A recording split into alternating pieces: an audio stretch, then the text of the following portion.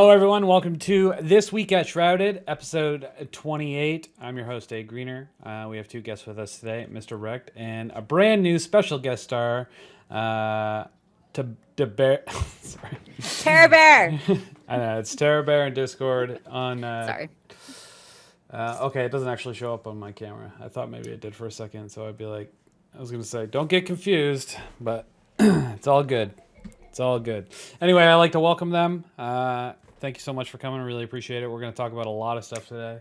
But some of it's old news at this point, so we'll probably talk about it / gloss over it a little bit. But I figured I would start off the podcast this week because I went to GCX last weekend, or the weekend that just went by. And I don't know if anybody here or that watches this or anything actually cares about that, but I figured I'd tell them about it anyway. So, GCX. It was boring. No, I'm just kidding. It was a good time. I talked to a lot of people. I talked to important stuff. Ironically, what I was most surprised about GCX is they held a little esports, Destiny 2 esports tournament. And I was surprisingly interested in watching it. Where I don't watch Destiny on Twitch ever.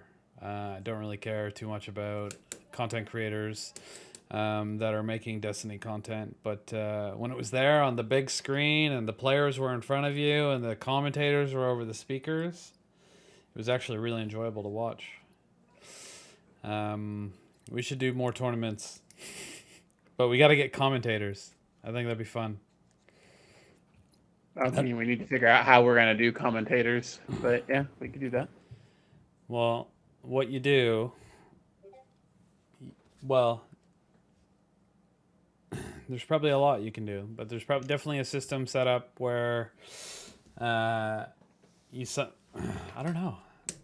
How can you get people's screens is the thing. Yeah. Do you have the ability to show your screen when you're invited to this? I can't. Well, sort of. Like I can bring it in as a source No, on my but camera. is there an official option? No. To Discord or? I meant in here specifically. No. Okay. Camera and mic only. This wouldn't work. Okay.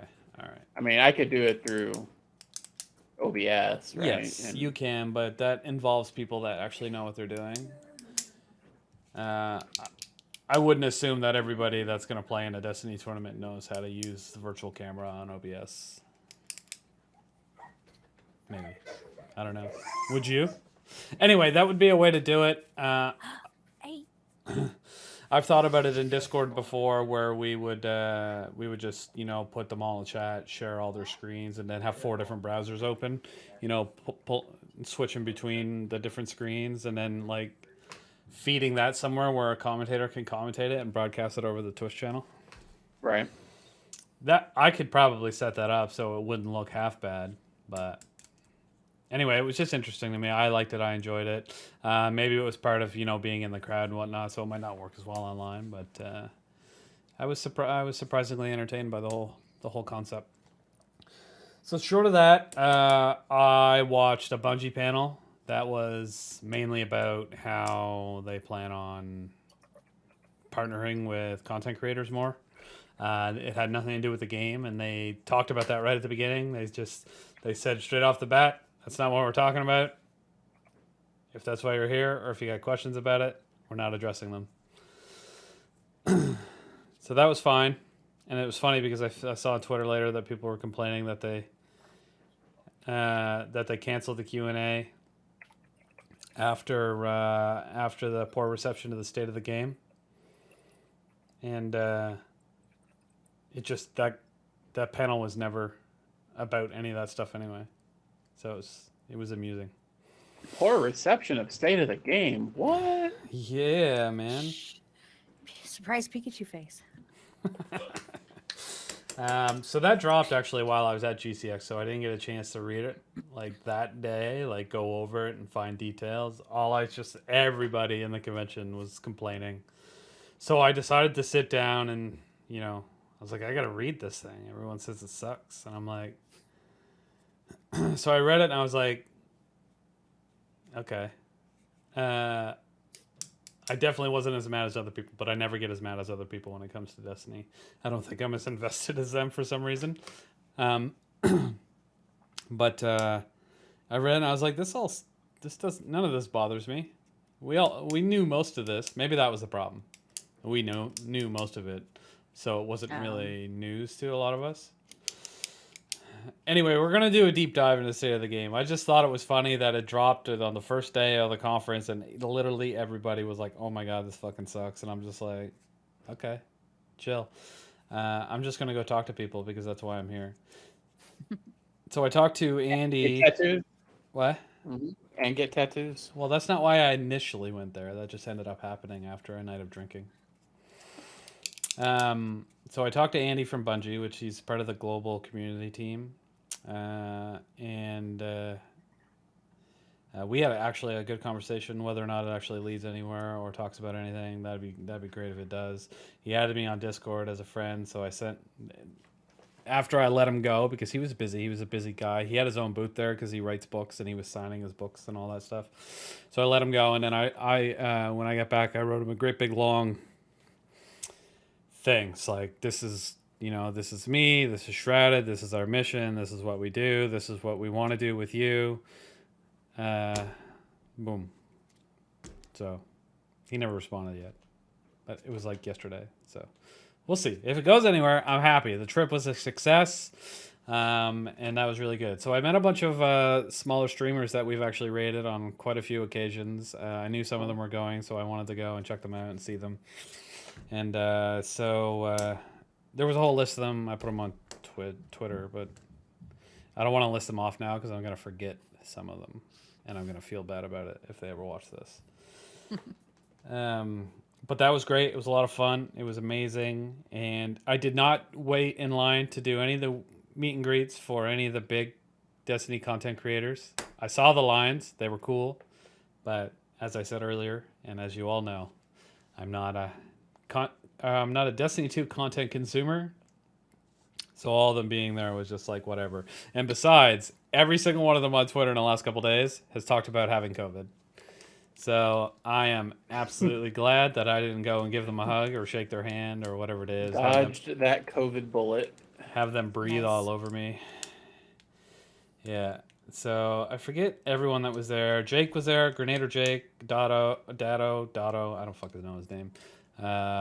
Glad was there, plus more of Team Redeem, Dark Clan Redeem, which I don't know any of their names. I would have loved for Paul Tassi to be there and for you to have gotten a picture shaking his hand. That would have been great. If Paul was there, I might have done that just for the memes, the Shrouded memes. Picture of you with your arm up on Paul's shoulder, side by side. That'd be great. And it's funny because Grim actually messaged me in chat after I posted a picture of me with some SGC swag on at GCX, and he asked if I had seen Salt yet. And I laughed, and I didn't even know he was there. He didn't have a meet or greet or anything or any of that nature, but I found out via Twitter that he was there. So that would have been ironic as well. But I didn't even see him. Didn't see him, talk to him, nothing. So that was like the big, Andy was really the big thing for me for going. Like, I knew he was going to be there and I wanted to talk to him. And I'm like, I've never physically talked to anybody on Bungie over the internet or in person. This is my goal. I'm going to talk to him. And if he doesn't give a shit, then at least I tried. You know, that was my concept. But I also ended up spending a whole evening, the Friday evening, with Jared, which is the producer of the Bungie Foundation. He doesn't really have anything to do with the game, but I mean, if he knows our name, maybe it's enough. So we actually spent a good chunk of that night we didn't talk any shop whatsoever, nothing. Just drank, had a good time with a bunch of other streamers, and then we ate all his pizza. He ordered a bunch of DoorDash pizza and then he left for like 20 minutes, but it came during it, and so we all ate it. When he got back, he was real mad. So that might not bode well for us, but it was enjoyable. That the guy that ate all my pizza. That's the guy that ate all. Well, actually, I mean, mainly everyone. I had a slice, but everyone else around it ate the rest of it. So it's not all my fault. But I did mention it on my big GCX tweet. Or, no, I didn't. He tweeted out, and I just said, it was great meeting you. Sorry about the pizza. And he tweeted back, #never forget. So we might be fucked. You have your rival now. Yes, a big rival. But that's okay. Anyway, he was a pretty cool guy, too. I never talked to Cosmo, because I didn't particularly care. I'd already talked to Andy, and he seems like more along the lines of who I wanted to talk to, because Cosmo oversees the whole global team. Andy's job specifically is to work with content creators, so that's why I went for him, and I never bothered Cosmo. But he was there too, and he was part of that panel. Couple more things. I went and watched a Bife lore panel. I know that's not my thing, but it was actually really interesting. That's cool. There was a guy on the panel that didn't know what the fuck he was talking about, which was ironic. I don't really want to call him out, but there was like the founder of the Destiny, not the DCP podcast, but there's another Destiny 2 podcast that's pretty popular. So he was the founder, and then there was another guy that was with him. I don't know if he's the co-host or whatever it is. Was with him, and then Broman was like the moderator. Is that his name?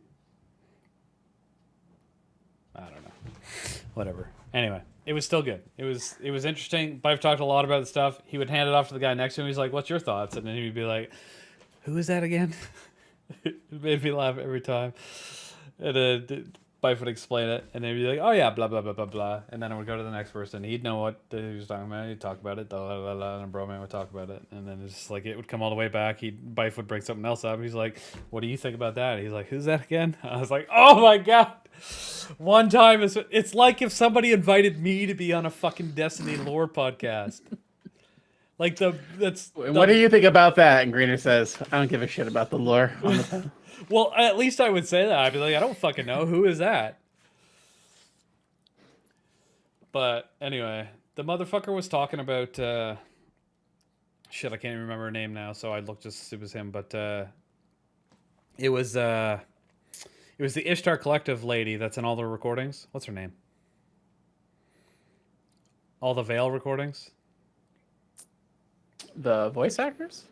Well, not the actual voice actress, but her name in the game. I don't.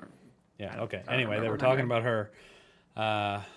And he looks over by him. He's like, "She was an EXO, right?" He's like, "No." It was so cringe. He was like, "She was part of the Ishtar Collective." And he's like, "Oh, right.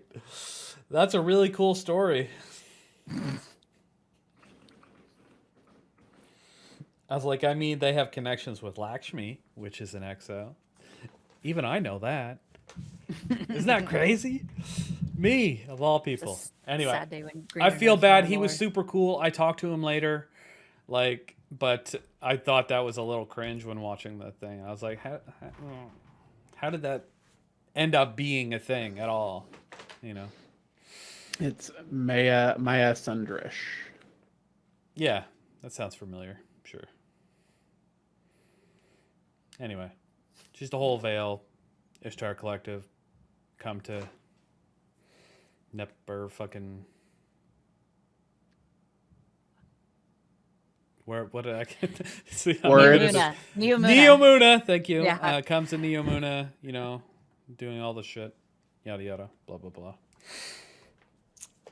I could not think of the name of the city for the life of me. All of a sudden, just boom. It's all right. It's forgettable. I mean, And then I was like, wait, what Yeah. planet is it on? And then I'm... A little bit. Anyway. Yeah, so those were really some of the highlights. I mean, GCX isn't huge. It's not like a PAX or a TwitchCon or anything. You know, there's only a couple thousand people there. a couple ballrooms, like nothing crazy, but it was enjoyable. And then yeah, the night, the after party was pretty fun. We went to Universal. They closed down the park and they just let us do whatever That's we wanted, cool. which was really neat.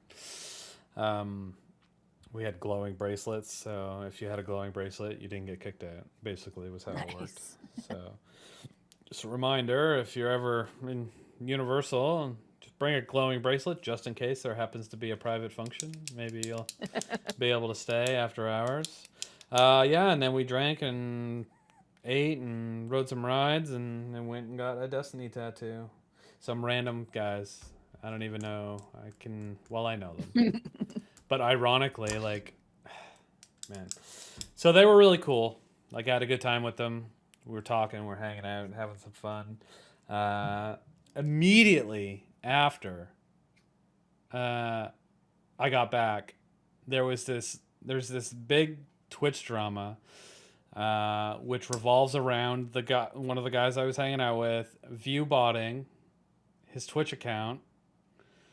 And people giving him shit on Twitter, and then him defending himself, and I'm just like, oh fuck, I don't want to be associated with this shit.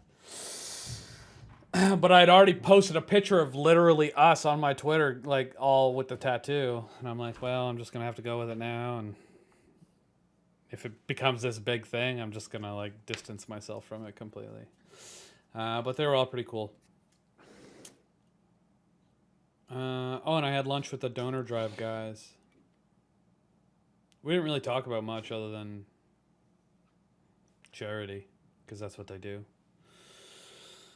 But that was cool to get invited. I just happened to have an Extra Life T-shirt on Tuesday or on Thursday when I got there, and he walked by me and he's like, "Oh, you want to go to lunch tomorrow?" And I was like, "Who are you?"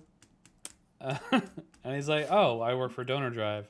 We power the Extra Life charity." Online donation stuff. And I'm like, oh yeah, I know who you are. And he's like, yeah, we're just going around finding people that like to do charity, and we want to say thank you by taking you to lunch. Nice.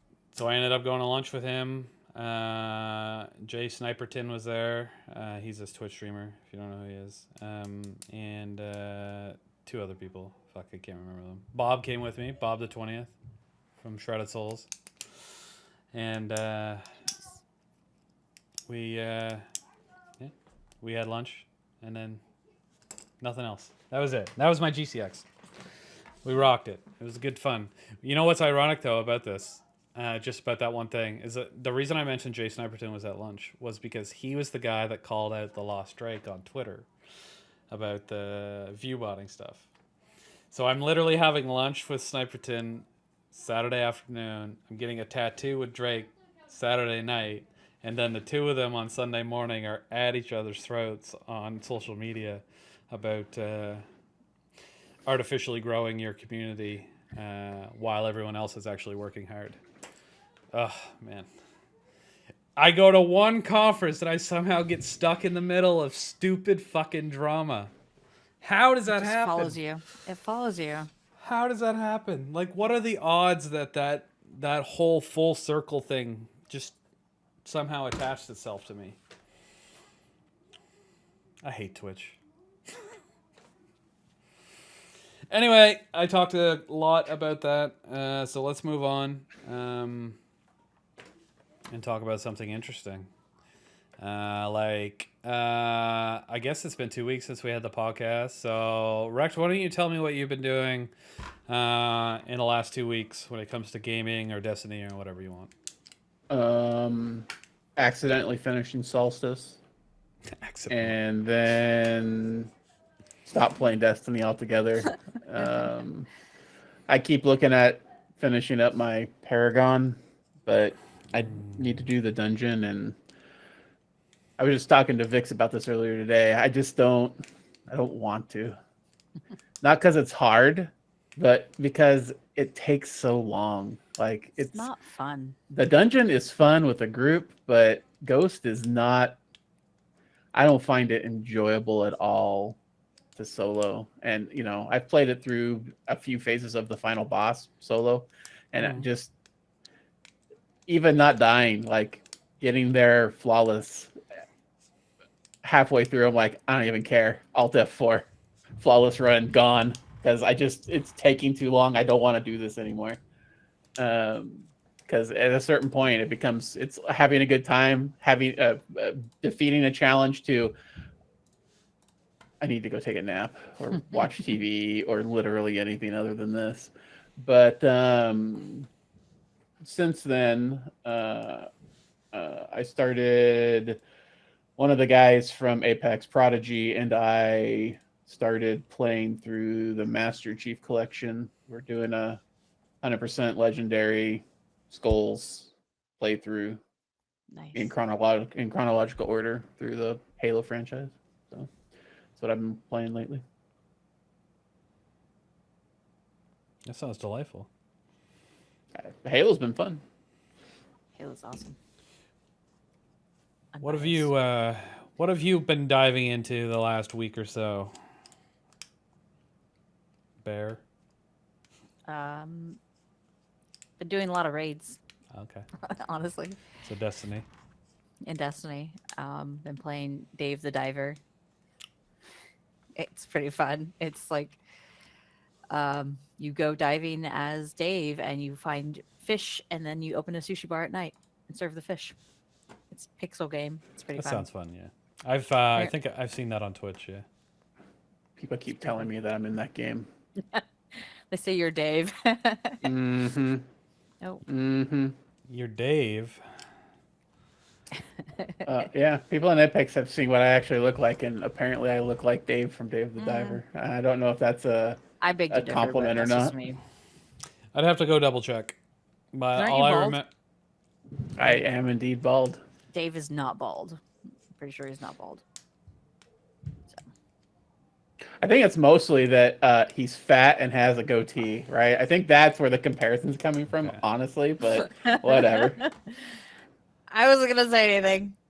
Mm-hmm. Listen, I'm self-aware. that's fucked up. It's not a bad look. You are married after all. There you go. You win. Okay, so for me, I've been playing Destiny. I finished my Guild of Conqueror. I guilded my Flamekeeper. I don't know if I've done anything else. That seems pretty straightforward. I started Baldur's Gate 3 because the whole internet's been talking about it. Not far enough into Seriously. it to give you any impressions on it yet. About an hour in. I got a huge penis though. I just wanted to point that out. Yeah. What? No. They don't actually let you pick the size, which is unfortunate. Oh, so it's not like Cyberpunk. Yeah. No, there's only one size. You can. It's clean shaven, or not clean shaven, and I think maybe turtleneck. You can choose if you got a turtleneck or not. I don't remember. Was that Cyberpunk? Fuck, I can't remember. Anyway, it doesn't matter. But there's no small or big option. Tisk tisk. It's unfortunate. Yep. But no, I started that. It seems like it's gonna be a super involved game, like everybody's talking about it, or everything that everyone's saying about it. That's great. I'll have fun.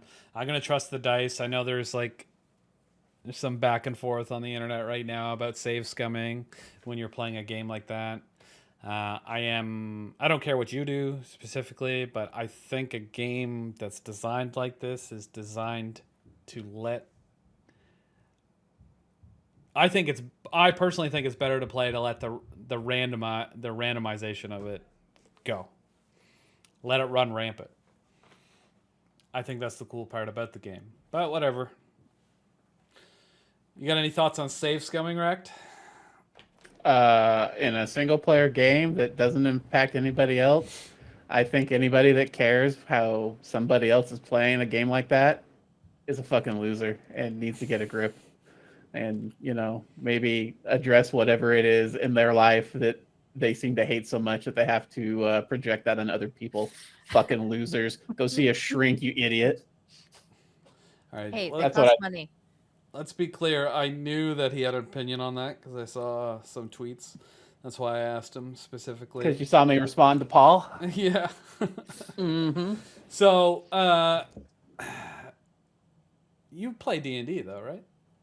Yeah. Why would you play a D&D game and then save scum if you enjoy D&D? So in a game like Baldur's Gate, there are multiple ways to get to the same result. Okay. And if you're doing multiple playthroughs, especially, a lot of times you will want to do things like save scum so that you can get to those other paths, even though it's going to take you to the same place. Okay. There's different dialogue, there's different cinematics. I mean, you only get to have sex with a bear if you take the one path, all right? So Okay, yeah. but here's the thing. Once again, I don't care if people play it the way they want to do and they want to save scum or whatever. It's cool. But why wouldn't you play the game once, the first time, the very first time, in a completely randomization, trust the dice, and then go back if you're going to play a game like that multiple times so you can go through all those weird little things? Then go do that. I think the game people would wanna be win. so much more enjoyable the first time if you just trust the dice, man. You got to People trust want the to dice. win, man. You can And win those same- by trusting the dice. In those same games, those same type of games where people are like, you have to do, there's a little bit of randomization to your character creation. Like there are some D&D games where like you got to roll stats, right? Okay. There are some people that will just roll stats for hours and hours and hours until they get the stats that they Yes. want, right? And it's about needing to win, which is why most of us are playing video games to begin with. You're gonna win. It's whatever. It's whatever. Baldur's Gate is not like a game of D&D. You die in D&D, your character dies, okay? You die in Baldur's Gate, you do load your last save. That's not considered save scumming. Quick saving after or right before every possible dice roll is save scumming. So you're going to win I just don't know why anyone cares. because I think the game is more enjoyable. It That's is why. for you. And it should be for them. They don't know how to enjoy games. There it is. Mm-hmm. Look, everyone can do whatever they want, however they want to do it. I'm just telling you, you'd enjoy it more if you just trusted the dice. I recommend BetterHelp, Greener. They'll help you with your issues. No, I made it very clear that I'm fine if people want to do that. In fact, like, it's totally cool. It's the same thing when I used to tell people if they play Red Dead Redemption 2, they should play it without the compass. Because you get more engrossed in the game when you're learning landmarks and you have to read signs to go to certain places, and then you start to learn. And it just pulled me in to the game. I know it's clearly nowhere near the same kind of concept, but I think it's like on a higher level. It's kind of the same idea. Well, I mean, there's a lot of stuff where like you- this in games we play, Where you right? get immersed into the game. And if you're just loading over and over again because, you know, your cat died or some shit because you rolled a 2, then it doesn't feel immersive to me at that point. There's a lot of stuff like this across video games, from save scumming to doing the same thing over and over again to get a particular result, to just using guides. Like, some people think using guides is the same kind of thing. Like, when I played Elden Ring, I use a guide to go get all the graces first, and then go back to playing the game. Right? Sure. See, Yeah, sure, you've got sure. to react to that, because it's not the way that you would approach a game like that. But I mean, it is. It's no different than people, like, an exotic quest in Destiny comes out, and rather than go and try the exotic quest, they wait for the guide to come out later that day, and they just follow the guide, right? Rather than investigate it for themselves, They right? want the shiny thing at the end. Because investigating isn't necessarily fun. For like you or I in Destiny 1, finding all 41 calcified fragments as part of getting your touch of malice might have been a good time, but it wasn't for everybody, right? So Okay, is but what it that's the is. difference. Like, I would look up a guide to a game that sucks because I just want to get my reward at the end. But if it's a good game like Elden Ring, I just want to enjoy it. Well, people enjoy things differently. I'm just fucking with you. I wanted a way to say Destiny sucks. And I would mean- I absolutely, like, YouTube, all collectibles and shit. I don't want to look for those at all. Destiny speaks for itself on that regard. In that regard, this is a great segue into the state of the game. Yeah. Ah, We should probably start talking about Destiny at some point during the Destiny podcast. Maybe. I don't know. Possibly. But yeah, let's get into the state of the game. Like I said, it's probably old news by now. This dropped last Thursday. And we weren't able to go over it because we didn't do the podcast last week. So we won't spend as much time as we probably would have on it last week. We'll kind of just give our opinions based on the main points. So let's start with number 1. First of all, hold on. Did you hate this? Did you read it and did you hate this when it came out? Like everyone else on the internet? About certain points, possibly. Okay. I bet Rect hated it. He's not even saying this was not a good state of the game, in my opinion. All right. It came off as pretty tone deaf to me. Tone deaf to Crucible and Gambit players. No, just tone deaf. Just tone deaf All around. in I don't know, general. This ritual update is amazing. I love it. Do you not like this? That's the one I'm thinking about. I think that's like I said, part of it I hated. Some of it I didn't. Okay. All right. Well, we'll start with this. The ritual update, you can just do 9 of whatever activity you want now instead of 3 of each. Yeah, that one was nice. Chef's kiss. Love it. I don't want to play Gambit? Cool. I don't have to. Exactly. I don't do that shit anyway most of the time. But it is nice now that we get, exotic engrams for it rather than Prime or Pinnacle when we're all level cap. So if I wanted those, I like the fact that, I could just do Crucible only if I wanted to, which is good for Crucible players, Vanguard only or Gambit only. But there is people that would want to do that. So Gambit used to be fun. I miss Reckoning Gambit. I wish they still had it. I love that. That was a lot of fun. I like the old Bungie where you had to play a little bit of everything for everything. Personally, Yeah, I understand what they're doing here, Yeah. but I think the ultimate result of this is going to be nobody's going to play Gambit ever. Which we get down later in this. There's a reason for that. All right. But this is just going to be there's going to be more of a wedge between Crucible players and PvE players. It's almost like they're forcing people to stop liking Gambit.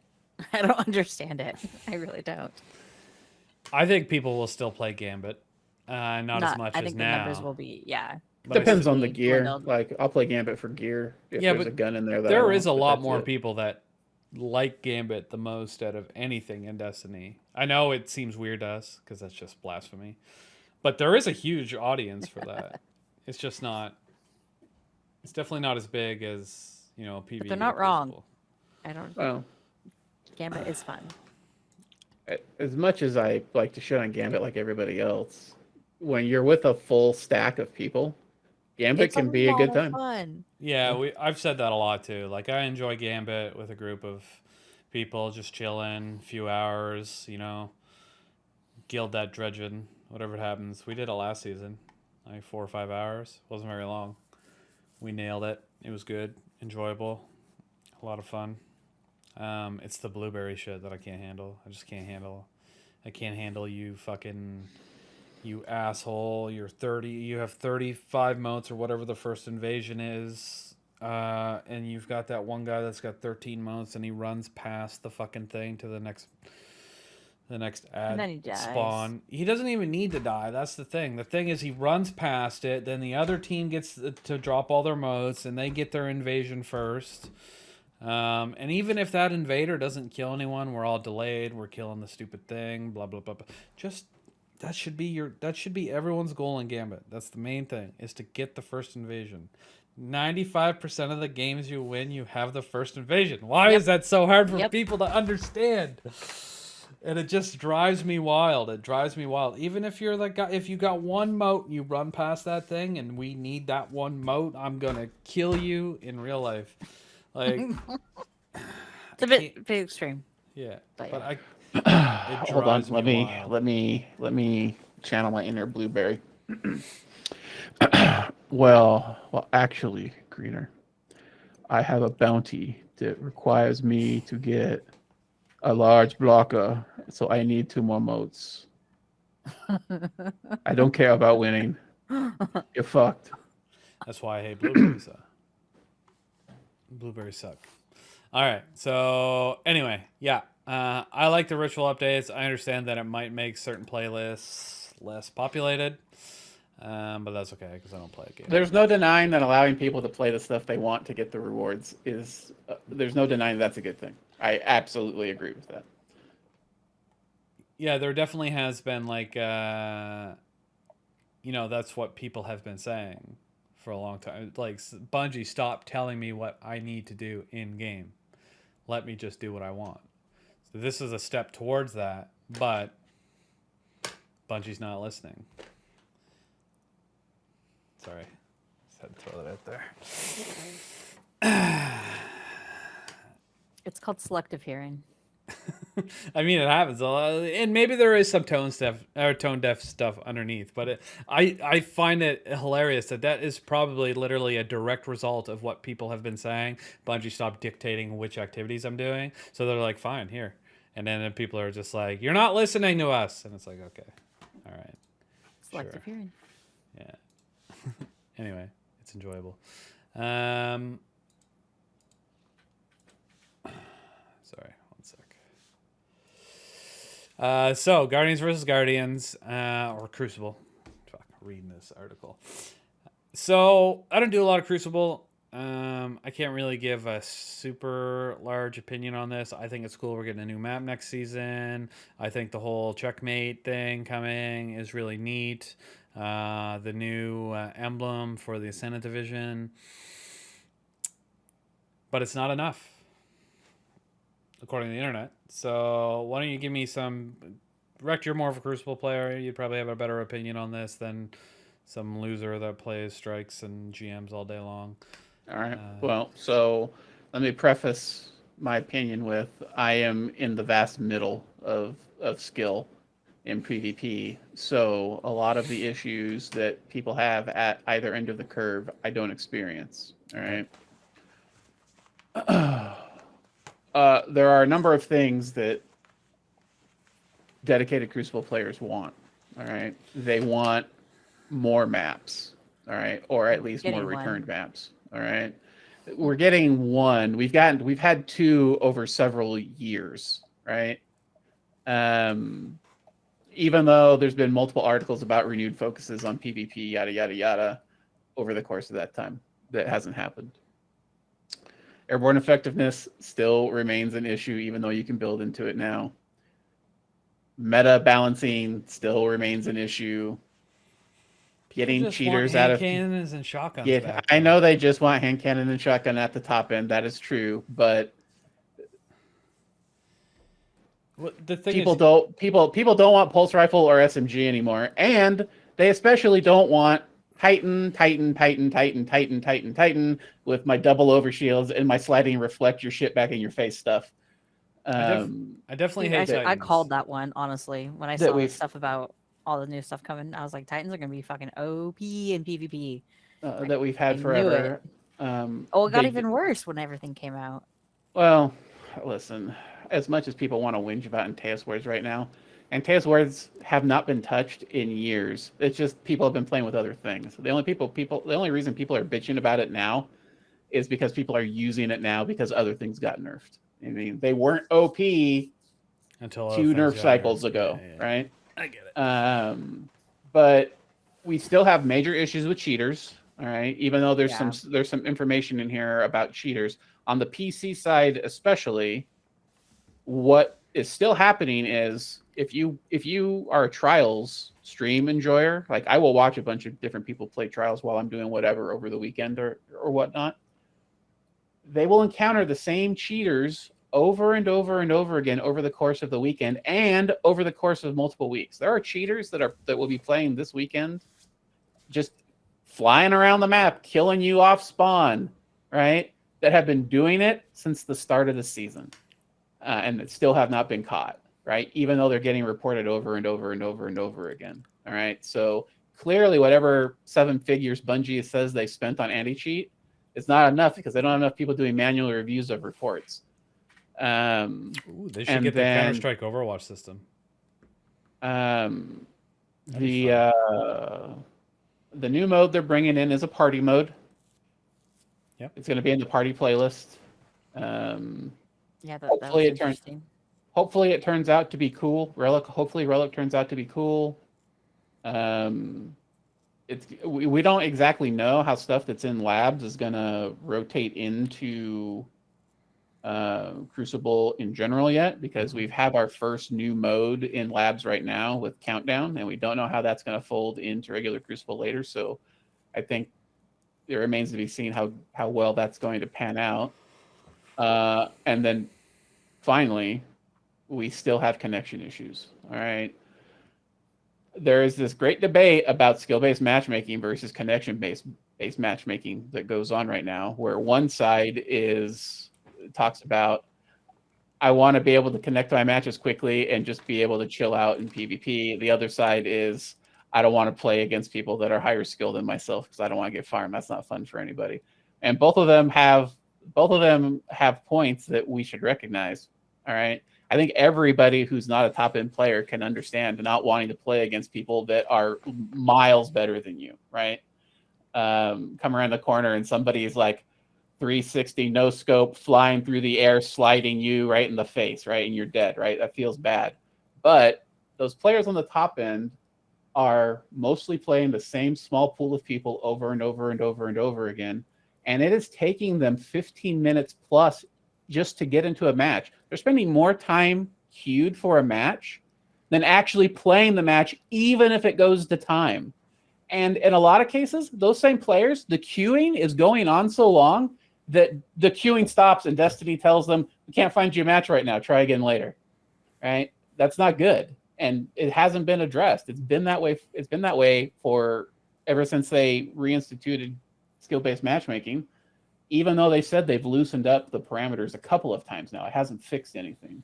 And then once they get into those matches, they're massive lag fests. So none of that stuff's been addressed. They're all legitimate. None of it does anything about them being able to farm 50 kill games in lower skill lobbies, but they have legitimate complaints that need to be addressed. And the more people dedicate themselves to that side of the game, the more they're going to encounter this as they get better at it, right? So I think it needs to be addressed, and none of that gets addressed in this article at all. Not really, not in a meaningful way. All right. I mean, that all makes sense. Short. I can't engage with a lot of that stuff because I'm in the middle of the pack as well, so I don't really run into connection issues because there's probably plenty of people that are my skill level that are near me. But there's non-skill based mode. Just the right? party playlist, party playlist, and Rumble. So what's wrong with that? Just not good enough. It's weird modes primarily, Okay. and it's not Destiny being Destiny. Like the closest you can get in that playlist is momentum control, but TTK is very fast in that mode, so it doesn't. The whole idea of having a skillful 1v1 doesn't even come into play because you come around the corner and somebody shoots you with a 180 and you're just dead, right? Yeah, that's fair. I get that. That makes sense. I was thinking about League of Legends when you were talking about like the people that play the same people over and over again, and it takes 20-30 minutes to get a match. And I used to watch a lot of League, and that's what it's like when you're at the top of the pool. So I just thought it was ironic because that was something that other games have dealt with in the past, and those streamers or whatever would deal with that by making new accounts. To be completely frank, which is not the solution, but I used to like if they were like, I don't want to play in Challenger today or wait 20 minutes for a match, they'd go make a new account, or they'd play unranked because there's always an unranked. There's an unranked mode. So we don't have that, right? Even in quick play, it's the same. It's exactly the same matchmaking as anywhere else. Don't they address it in the article? I thought they mentioned it in the article about. They said they're going to adjust parameters again, but we've heard this twice now. For account duplication or something like that, whatever it's called. Well, for Something mentioned smurfing? it. I don't know if that's what it's called. Sure. Yeah, it's smurfing. When you Create make a new account, Start at the Something bottom. in order mentioned it. to start at the Something- bottom again. Yeah. The Something problem with that in mentioned it. Destiny is the gear grind, right? But if you're Yeah. good, you So- don't need gear. Sorry. Yeah, but the gameplay loop in Destiny is play PvE to get gear. If you're a PvP player, it's play PvE to get your gear, to take it into PvP and play that part of the game with, right? We just need So an if- auction house with real money. I will tell you that the part of this that stood out to me the most Yeah. is not any of that. It's that they finally gave us some insight into how they operate internally. In regards to maps, how they mentioned that if they spent resources, if they were to apply resources to give new maps or port D1 maps over, Mhm. they would have to take resources away from teams that are working on PvE stuff. So it's the same people doing level design for our exotic missions and everything else, our seasonal activity, are the same people that are going to be doing those maps. And this is something that Bungie's never been clear about up until this point. I bet you it's because they took half their team and went to Marathon.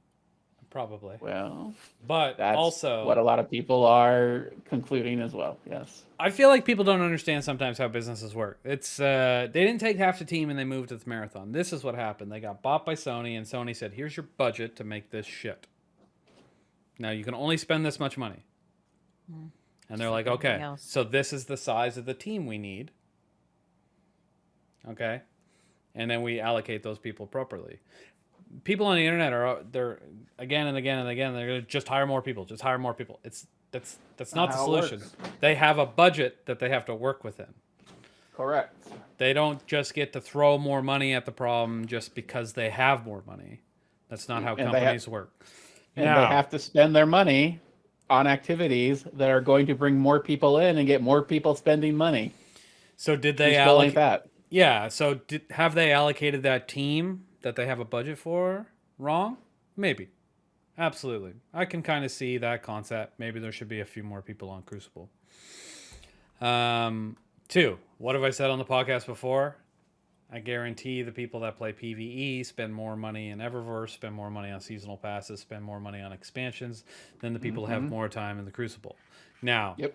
should that be a judgment? In a perfect world, no. But in reality, absolutely. That's what they're judging things based on those stats. It's that simple. There's not enough people spending money in Crucible. They're spending money in PvE. So that's how they allocate the teams. At the end of the day, it sucks for Crucible players. It sucks for Gambit players. But it's a company. It's a business. That's how it needs to be run. And that's the way it runs. Now, people might argue with you. No, they should put, $10 million more dollars into the budget. Well, talk to Sony, man. Stop yelling at fucking Bungie. It's not Bungie's decision anymore. It used to be. It isn't anymore. It's gone. All right? They don't make those calls anymore. Now, they've got teams from Bungie working in other studios right now. It happened to Naughty Dog not long ago, where they canceled putting a bunch of resources into the multiplayer version of The Last of Us. That was a direct correlation of Bungie team members going there, working with them. So teams that could be working on Destiny, working with them and telling them that this game's not going to work. I guarantee that's what happened. But anyway, we pulled resources from Bungie for that. You think Naughty Dog was the only Sony company they wanted Bungie's insight on? No, absolutely not. There's probably a bunch of other ones that are doing other things. So you got all these people being pulled in different directions. So everybody that said Bungie's going to be saved by Sony money, well, here you have it, ladies and gentlemen. The complete fucking opposite happened. They're being pulled in 1,000 different directions, and they're getting budgets thrown down on them. That's stopping them from creating this giant, amazing conglomerate of a game that you guys all want, but don't understand how money works. So you just bitch and moan about it all day long.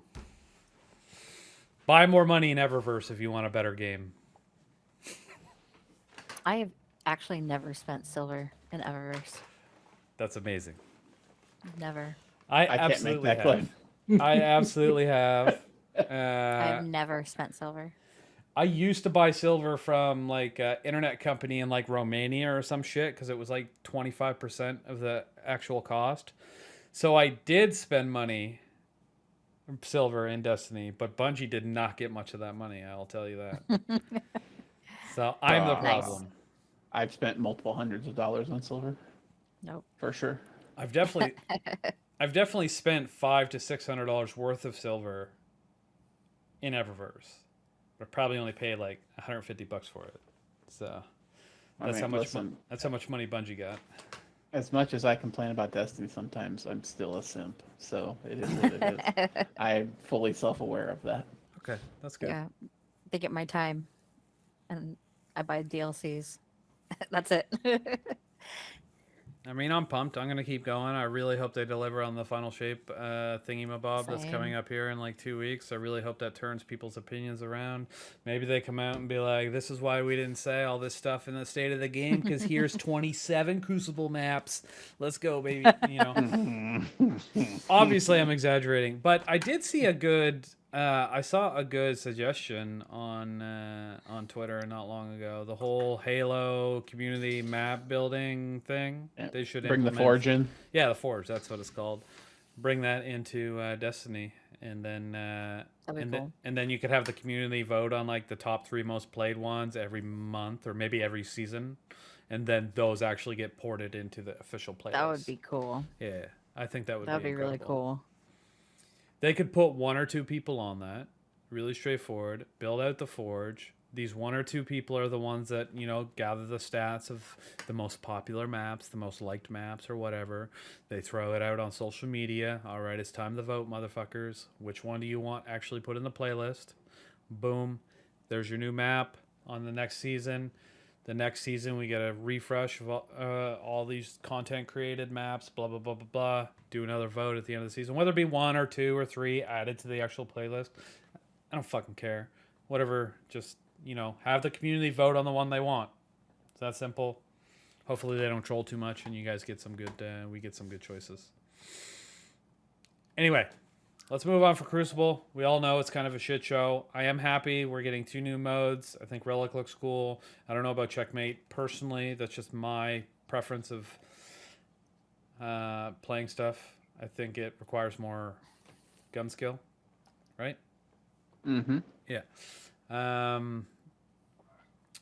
Obviously, I'd like to see more maps, but I don't play Crucible enough that I don't even still know all the maps good enough that are in the playlist. So that doesn't make too much of a difference to me.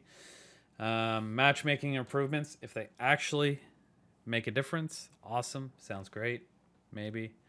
And then there's some other stuff about guns, and the Citadel from 2018 is being reported into the current engine, which I actually thought that information was funny, and we kind of knew it because there was this big, huge, you know, shift from where Destiny was like 130 gigabytes, and then they did this huge update, and then it dropped down to like 70 gigabytes at some point. That was probably the transition to, I don't want to say new engine, but there was a point where there's an engine that differs enough.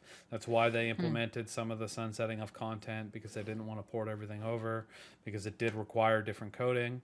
And I kind of read that and I looked at it and I was like, you know, yeah, they talk about porting it from Destiny 2018 to Destiny 20 Season 23. And I'm like, I wonder how much work that actually takes. Like how different the actual engines themselves are.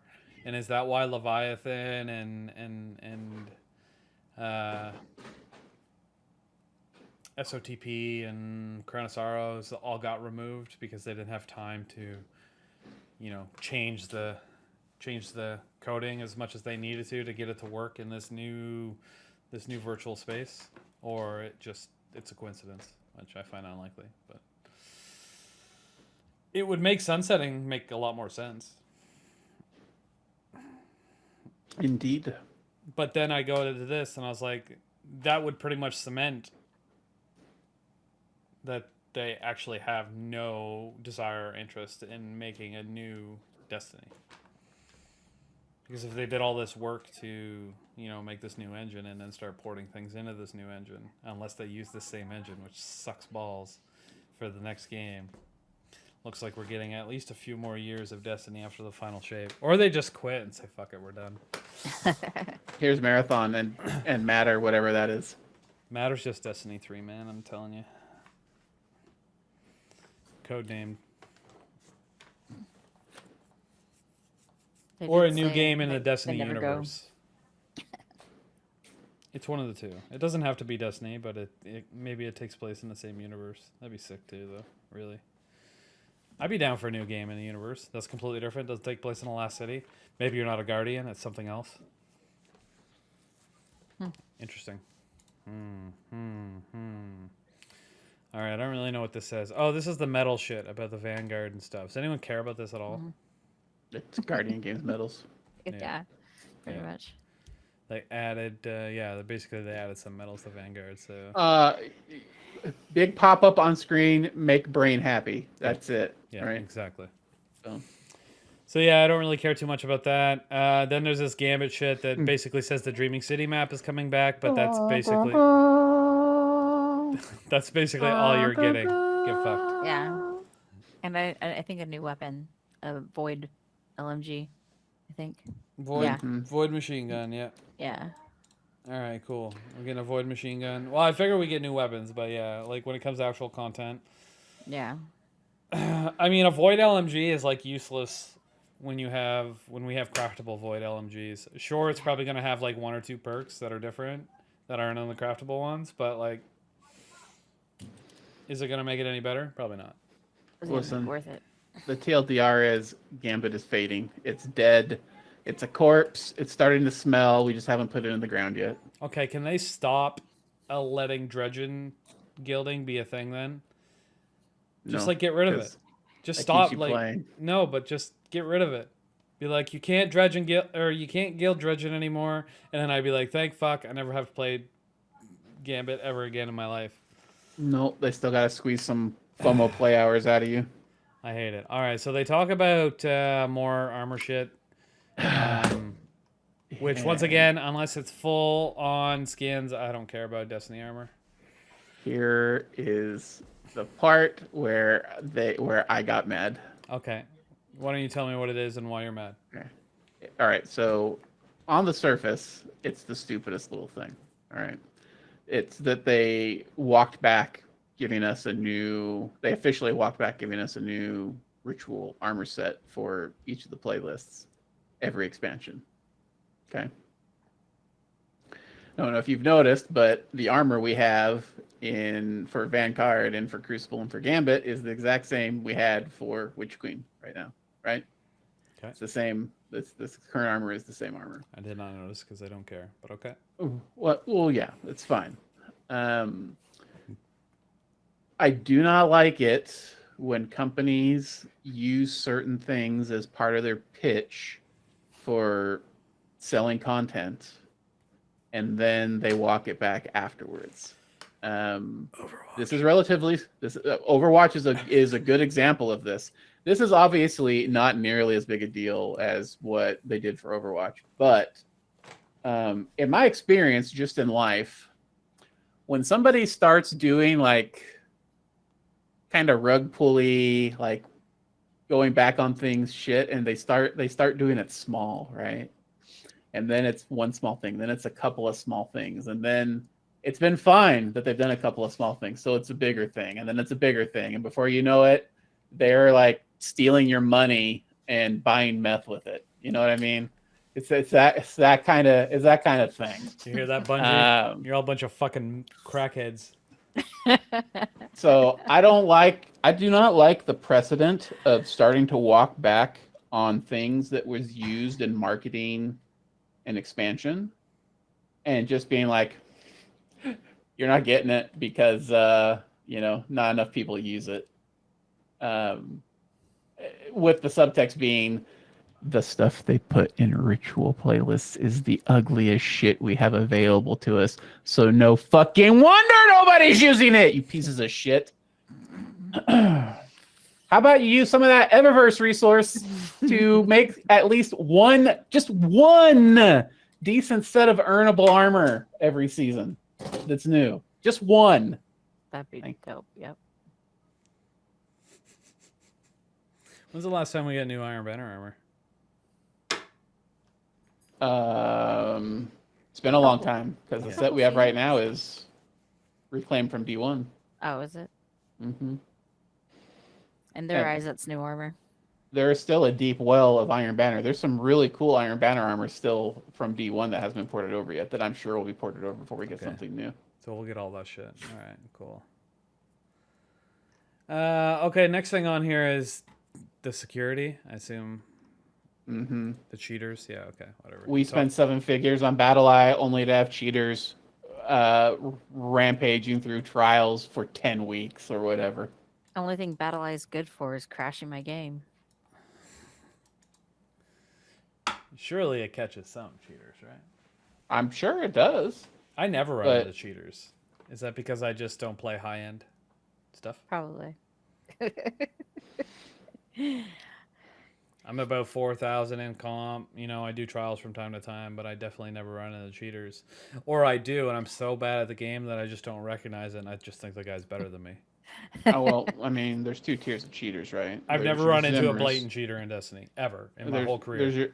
There's your I Zimmers. definitely have. Yeah, I definitely have.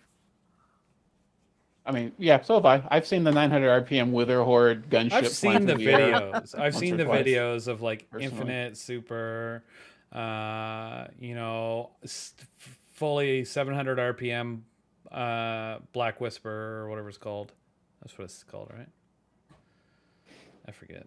The sniper? What, the Whisper of the Worm? Yeah. Yeah, okay. Infinite ammo, 700 RPM. You've not seen that one? I've seen it. Yeah. Like a fucking machine gun. Yeah. It's incredible. They also like to do it. They also like to do it with 1,000 voices, so it's just thousands of death rays coming out of the sky, crashing games, incidentally. Yeah. But when these people do this stuff, the problem isn't that people do this stuff, right? People on a free-to-play game, that's going to happen in PvP. It just is. The problem is that you see the same people doing it week in and week out, and nothing happening. Even though it's happening on streams with thousands of viewers, so you know that that person is getting reported at least hundreds of times in a weekend. Yeah. So what you're saying, the point is the individual team is not big enough to be able to go through these, and they need to do a better job. Yeah, they're not using an algorithm to just ban people. They're not suspending people based off number of reports, which I think is actually good. Because I used to play New World, and you would get reported 3 times, and your account would be suspended until somebody could manually review it. But when they see spikes of like the same people getting hundreds of reports, you would think that somebody would manually go in there and take a look, even though it's a weekend, because it's the marquee PvP experience in the game. Yeah. That means that they have to pay their people more. Or at the very least, somebody check the logs on Monday and ban the person before the next weekend. Yep, absolutely. I get you, 100%. I think so. So they need more people on that team to be able to troll through, social media and whatnot and ban these people. But is it worth the money to them? Is the question, I guess. It should be, but is it? Also, why can't they get a better anti-cheat? Or they should implement the Overwatch system that Counter-Strike has. The Overwatch system, if somebody gets reported enough, there is selected members of the community that is given the video to watch in-game. You can choose to watch it if you want to. You can watch the gameplay, and then if, say, 90% of the people say this person was cheating, they get banned. You have to rely on the community for that, but it works really well. And there's not enough trolls to get 99 to 90%. Yeah, this person's cheating. I think probably because they've already spent, according to this article, like 7 figures on BattleEye tweaking. So, too much money into walk it back now. 7 million though is not, or I mean 7 figures, not that much. Did he freeze? That's what, somewhere between 1 and 9.9 million. That's not a lot of money for a multi-billion-dollar company. And they've had Battle Life for what now? 4 years. Listen, I don't think $9 million is a lot of money to spend for something over 9 years or 4 years. You might think that, but I work for in real life I work for a multi-billion-dollar company, and when there are things going, I work in finance for that company, and when things happen that are just in 6 figures, people sit up and take notice because corporate bean counters are corporate bean counters. They want every dollar, all right? And materiality is not necessarily what you might think it is. All right. Wow. Whatever. Nerds. All right. On to the next bit. We could be on here forever. There's a stability nonsense. It probably just talks about them continually doing what they've been doing with the whole AI checking and making servers better. I didn't read it. I think stability's been a lot better recently. So actually, yeah, now that you mention it, there hasn't been like huge outages for a long time. There's been smaller issues, at least for the last couple weeks. I haven't had any tweets to post on, or people would shit on me for no reason. So. Which is bad. It's bringing my impressions on Twitter down. I need to get them back up. We need to get to 5 million so Elon starts paying me to have Twitter. I only got 2.5 million impressions last month. Gross. Not enough hate. Not enough hate from Bungie haters. I need more. Bring on the hate. Okay. So here we go. Seasonal structure. They talk about changing it more. I hope it gets good. There's no other details here. Preview what's to come. Don't care. Yeah, meta refreshes. Oh, no. Cool. I'd like some meta refreshes. We'll see. Hopefully we don't get the hand cannon shotgun crucible. Hey Rex, can you hear me? yeah. Oh, I think I'm having internet problems. Can you not hear us? I can only hear you. I can't hear Green. You can't hear me? He's What like happened? frozen on my end. Discord's not working either. Weird. What is happening? Give it a second to give your internet a moment. That happens to me occasionally. Nope, there it goes. Let's see if that works. You're back? Maybe. Nope. Yes. Okay. He's trying to talk to you. I can't hear him. Oh. I don't know. Say I might refresh. Yeah, come in, or if you, well, I guess I can't tell her. Tell her to come in and come back. Maybe it'll help. You can drop out and come back in, Okay, or refresh Twitch, and maybe it'll fix it. I'll try that.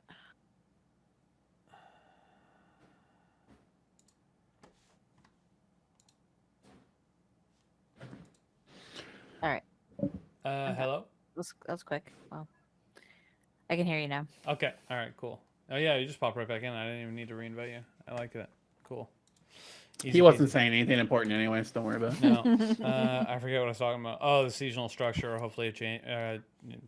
Hopefully it's better moving forward. But who knows? There's no idea of what we're getting. So we'll see. And then they talk about meta changes for PvE and PvP. That'd be great. I love it. This is a good one. Cosmetic favoriting. I think that's great. So People are still complaining they want a search bar, which I don't disagree, but at least it's a step in the way process. At least give me a sorting option that allows me to sort by alpha, please.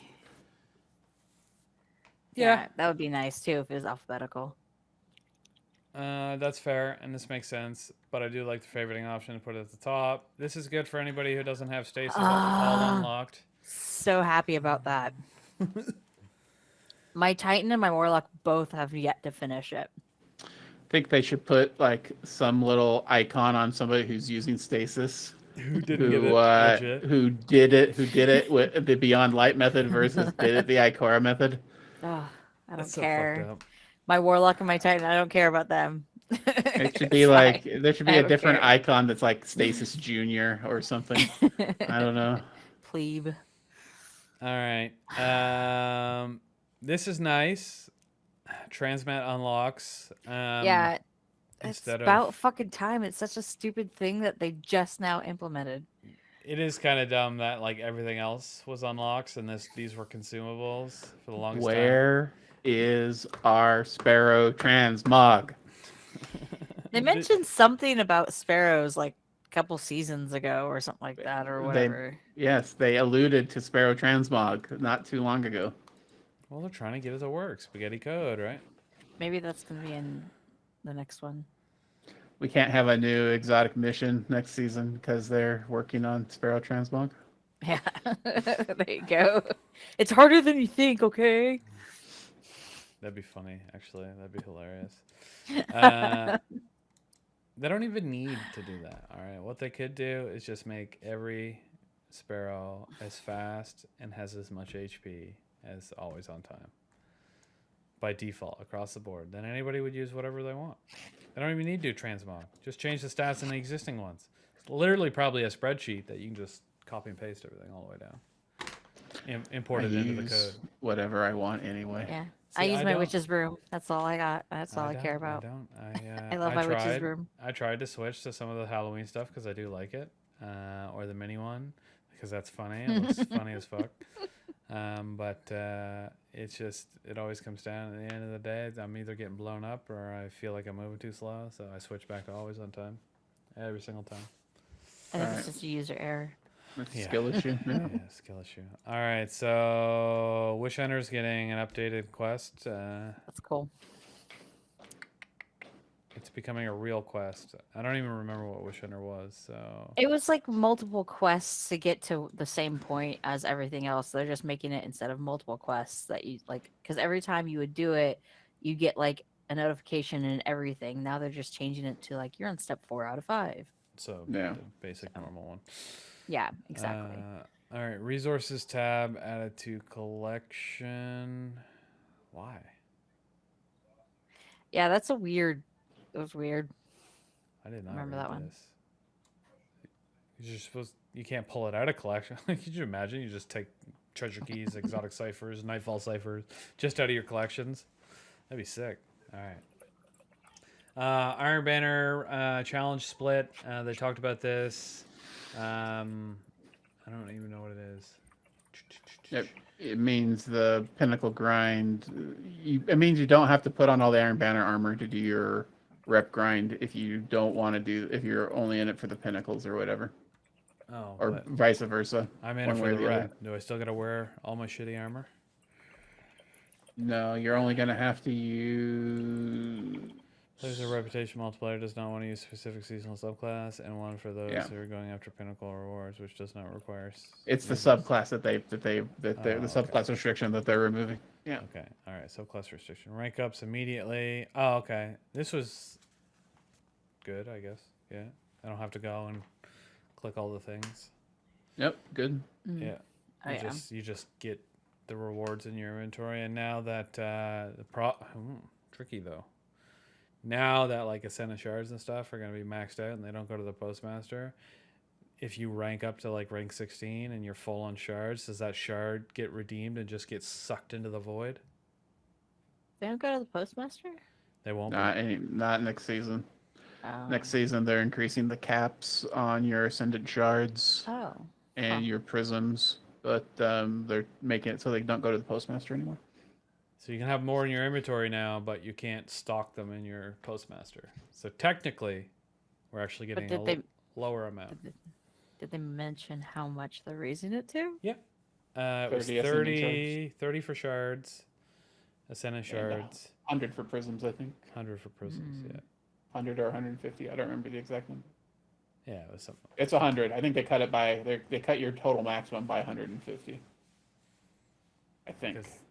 Because yeah, in theory you used to be able to hold 50, and then you could hold another 150. So that's only 200. Yeah, I think they're moving it to 100 inside your inventory. Anyway, 130. So if those are in the list, do they just get redeemed and then they're gone? Probably. Yeah. Smart. All right, so there's exotic armor reworks, which is on a completely different page. New strand aspects. I think that's also on. They revealed Insights? strand nerfs coming in the other article. Anyway, The dev insights. Anyway, we're getting new one new aspect each. New weapon subfamilies coming. I don't know what the fuck does that mean. It's the new Like Hawkeye and Amalon and Tex okay. Mechanica. Yeah, okay. And new ones. Ooh, cool. That'll be on the So, Thingamabobber on the 22nd. Weapon tuning preview. I guess I didn't read this too much. We know the exotic. This is the range stuff. It's the range stuff. Reduce the variance Yeah. between optimal engagements and mid-range It's, weapons. we've discussed all this. This is old news. Cool. All right. Reinforcing the goals for the year. All right. So, this, I don't give a shit what this is. Expand players' imagination. Oh, fuck off. Right. But this is fun. Without spoiling anything, showcase our next season will be heading into creative territories we've never explored before. So that's promising if they're not. Oh yeah, the creative territories, like not including all the story in an expansion and then giving it to us on a node you have to remember to go check every week afterwards, like 3 weeks into the first season of the new expansion. I mean, what? Anyway. No, I think they're referring more to like the water that was in Season of the Deep. So there'll be some sort of new something in the next season. Well, they also talk in here about how they like the way they delivered story for Lightfall, even though it sucks, even though it's objectively the worst way they've ever explained story in the history of all Destiny, not just Destiny 2, but also Destiny 1. It's big words from Mr. Wrecked. I like it. Okay. Hey, man. They do talk about their narrative here, and it's like, whatever, dude, you suck.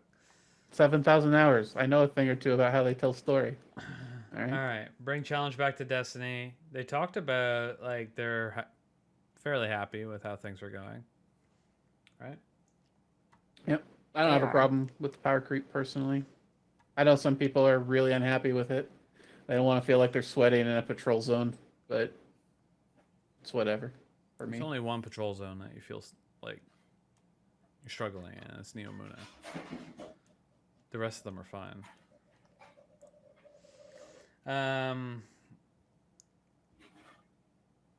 Okay, yeah. I think they're good. They're fine. I wish I could overlevel for Master Dungeons, but it makes sense, I guess.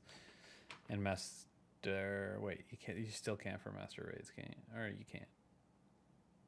You can only do it for Lost Sectors, right? Lost Sectors is the only thing you can overlevel for currently. And patrol zones, of course. We were.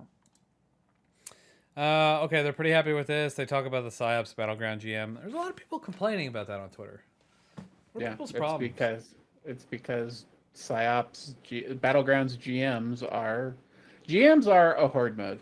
All right, they're not a typical strike. They're a horde mode. There are multiple encounters, each of which just throws a lot of enemies at you to kill. Yeah. Right, with little or no cover in most of them. And so when it's GM time, people have a hard time with that. I mean, that's it. That's the long and the short of it. It is. So why do people complain when the raid is day one raid is super easy, but then they complain that there's a hard GM? The people complaining about the raid being easy are not the same people complaining about the GMs being hard. Okay, can we just tell them to shut their fucking mouth then? Technically, yes. The battlegrounds, especially this one on the moon that we've had, I mean, I did it on my first try, man. It was super easy. I understand that. And people that have been playing this game for a while have done a lot of GM content. It's whatever. Wasn't able to clear out my first try. It took 2 or 3 tries to clear it the first time, but then I cleared it several times subsequently. But it's the way the GM difficulty scaling results in Battlegrounds GMs legitimately puts it outside of the skill of some people that are playing the game right now that might otherwise be able to handle like a regular GM. They're a different breed in my opinion. I think they're significantly harder than most regular GMs, with a couple of notable exceptions like Lightblade. They're longer too, aren't they? Sorry, what? What's that? The battlegrounds are longer too. Usually. Psyops didn't feel super long when I did it, but maybe I'm wrong. The Psyops Moon one, at least. I don't know. I mean, I think most of the battlegrounds, every season, they tend to be kind of similar in the amount of time each one takes, even if it's different permutations of it. And they are on the long side if you compare them to a strike. That is true. Okay. Yeah, I don't know. If it's too hard for you, then it's too hard. Don't do it. I don't know. I don't get people with those issues. Like, I'm never going to solo Nezarect, but lots of people love doing that. But it's not my cup of tea because it's too hard. I'm not going to complain to Bungie about it. You know, what's the big deal? Some content's just too hard for you. Don't do it. It's that simple. Listen. Why? Because it's part of an actual playlist that it makes a difference. That's not a fair comparison. I get what you're saying, and I don't disagree with you on a fundamental level, but there is a little bit of difference in that people engaging with an activity in the way that it's intended to be interacted with, having problems with it, where they didn't have problems with other similarly difficult content, is a feels bad moment. It is a skill issue still. All right. It absolutely is. Sorry if I'm making you mad, whoever's listening or watching this right now, but it is actually a skill issue. The problem is that there is a definite change in the difficulty level of a battleground to a regular strike GM. That is ultimately where it is, and it's because of how those missions are built. Well, to be clear, I don't know. From my experience, people talk about Destiny being way too easy. So now, if there's some sort of content that's too hard for them, then I say, let's go, baby.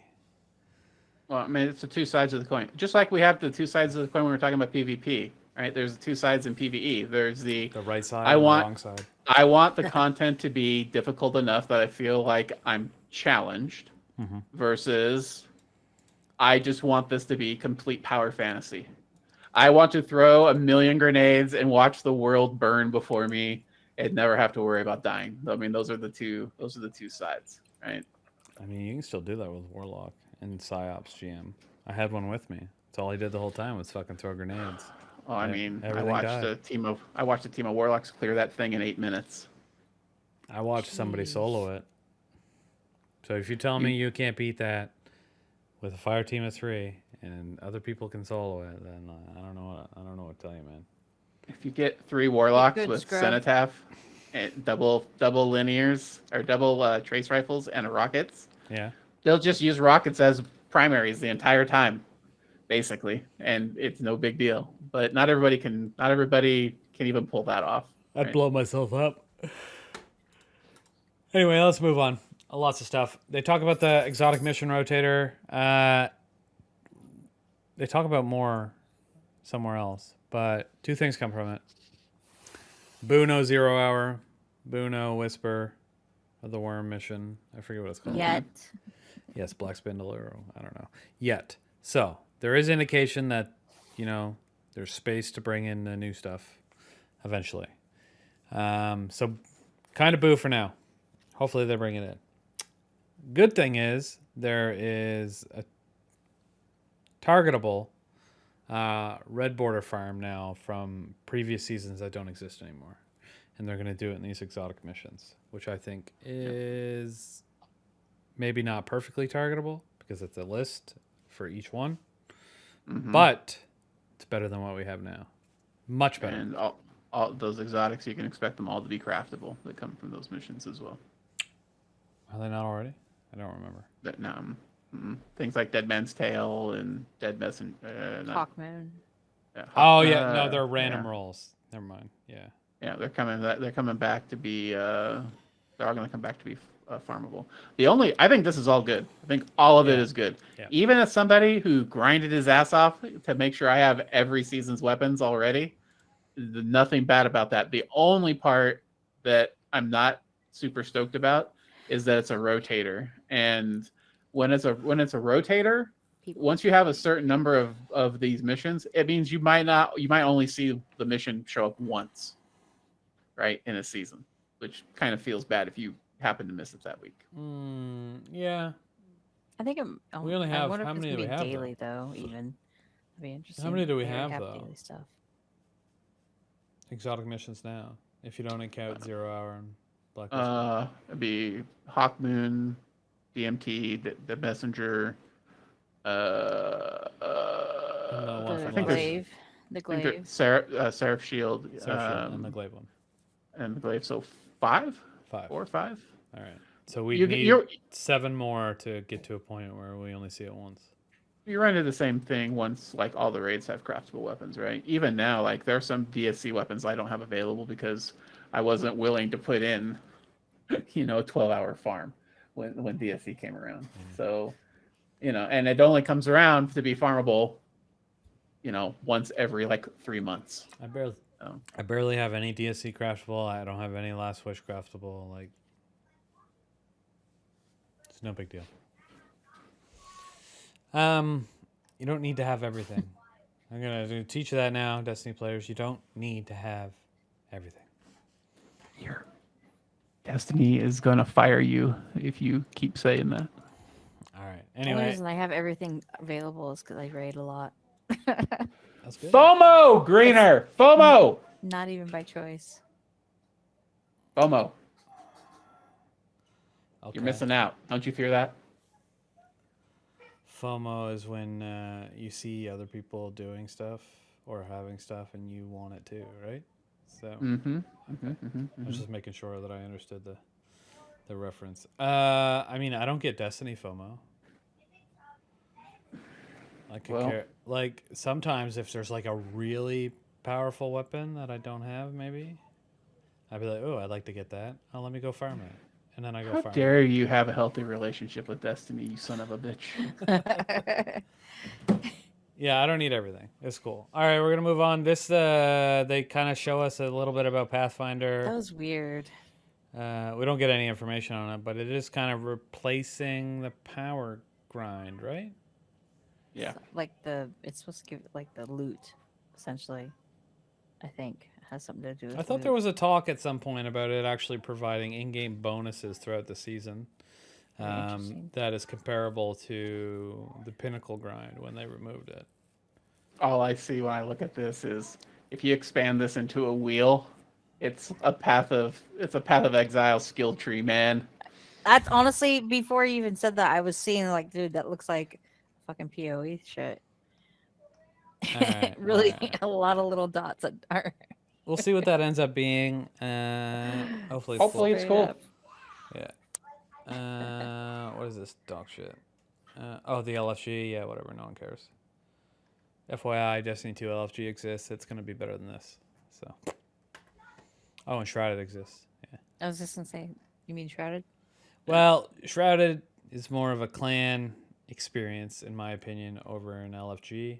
I mean, it works for LFG, but not quite like this LFG is going to work. Sometimes if you're in Shrouded and you want to get something done right now, you could struggle to find some people that are available. We only have, 2,000 or 3,000 active members, and they're not active at all times of the day. Destiny 2 LFG, you want to get something done, but you're okay with possibly having an asshole as a teammate, then you hop in there, you get the people you need immediately. I'm sure this is going to be exactly the same. You're going to be able to get people immediately to do what you want, but the people you're going to get, you have no idea what they're going to be like. So that's the difference, right? But listen, if you're on the Shrouded server and you agree to do a Ghost in the Deep boss checkpoint, Actually do the fucking checkpoint. Don't just show up, grab Yeah, the Ghost checkpoint, and Warrior. run. Is that his Ghost name? Hunter, you Ghost son of a Hunter. bitch. You dirty whore. For reference, everybody, somebody got reported today for bailing. Grabbing a checkpoint and leaving after saying they would help. You just want a checkpoint, ask for a checkpoint, Just or go ask use for the it. checkpoint bot. It exists. Yeah, you don't have to lie about it, you douchebags. All right, so that's the state of the game. Apparently incredibly deaf to the needs of the community. I don't know. I think it addressed some stuff. Obviously not everything, but what did they want? An 87-page article? Like, the dude's got to work on the game, not articles. Right.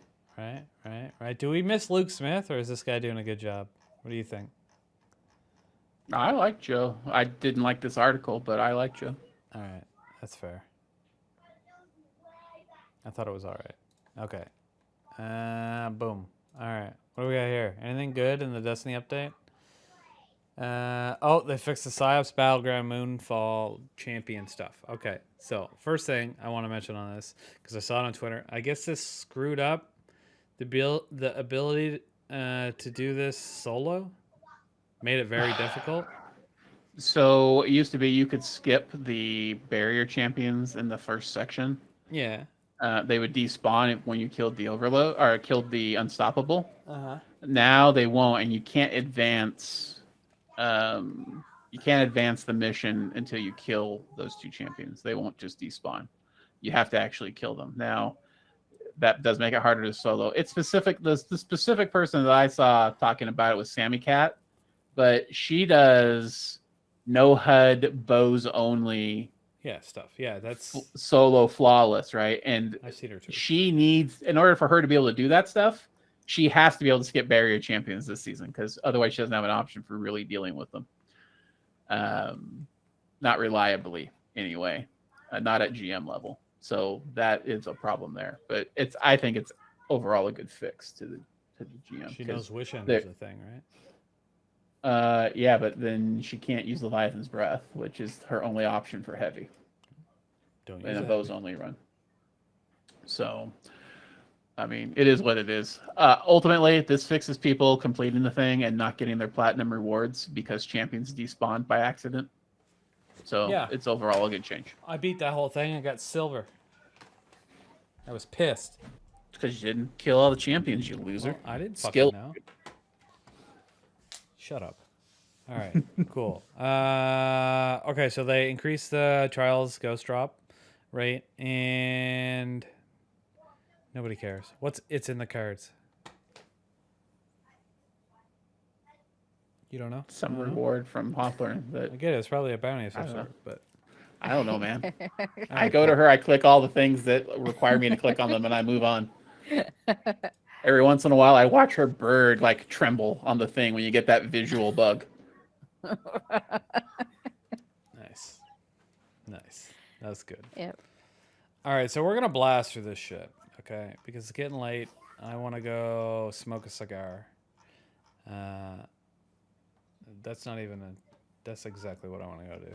So, if there's anything on here that you read that really ticks you off, or doesn't, like, that you're super excited for. Okay. All right. Astrocyte verse is going to make things volatile wherever you land your jump after you blink. I think that's super cool. All right. And you'll be able to set them off by jumping away.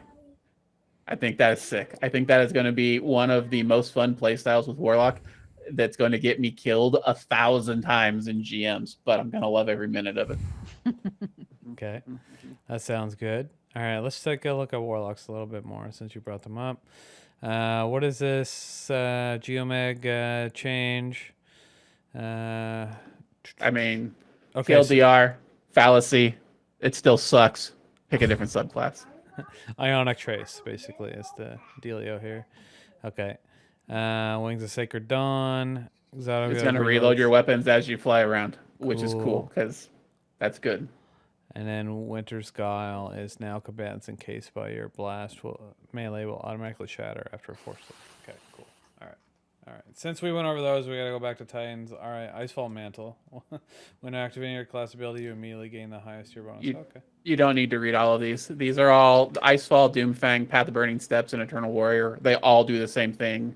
They're all the same kind of damage booster that we got at the start of this season Okay. for several exotics, just for the different elements, different subclass energy types. All right. Knucklehead Radar, Foe Tracer. There's some things I haven't heard in a while. They're being combined. Their effects are being combined into one. Oh, Foe Tracer marks, right? And then Knucklehead gives you enhanced radar. Knucklehead gives you radar even when you ADS. Yeah. And gives you the enhanced radar. Foe Tracer marks enemies that you have shot at, that you've hit. And then when they get down to 5% health, you get a 25% damage boost against them. So they're taking that functionality and putting it on top of Knucklehead Radar. I think it's going to be pretty good exotic for The PvP. functionality of Foe Tracer exotic helmet has been completely removed from that exotic and added to Knucklehead Radar on top of its existing.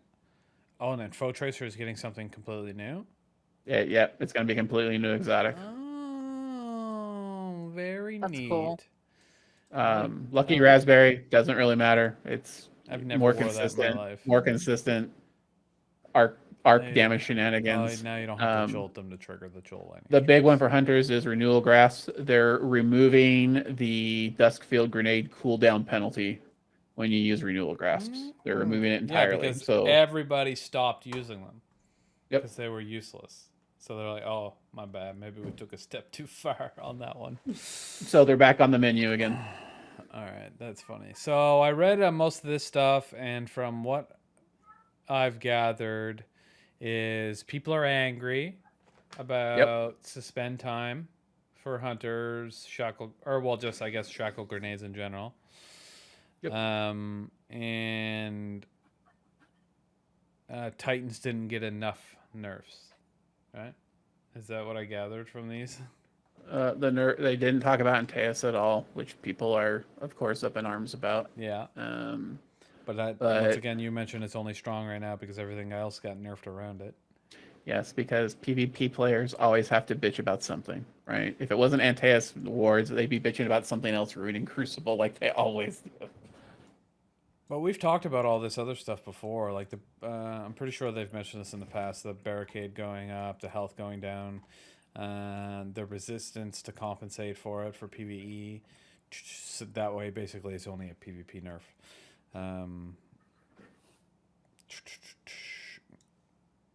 Increase base cooldown. Okay, I didn't know that.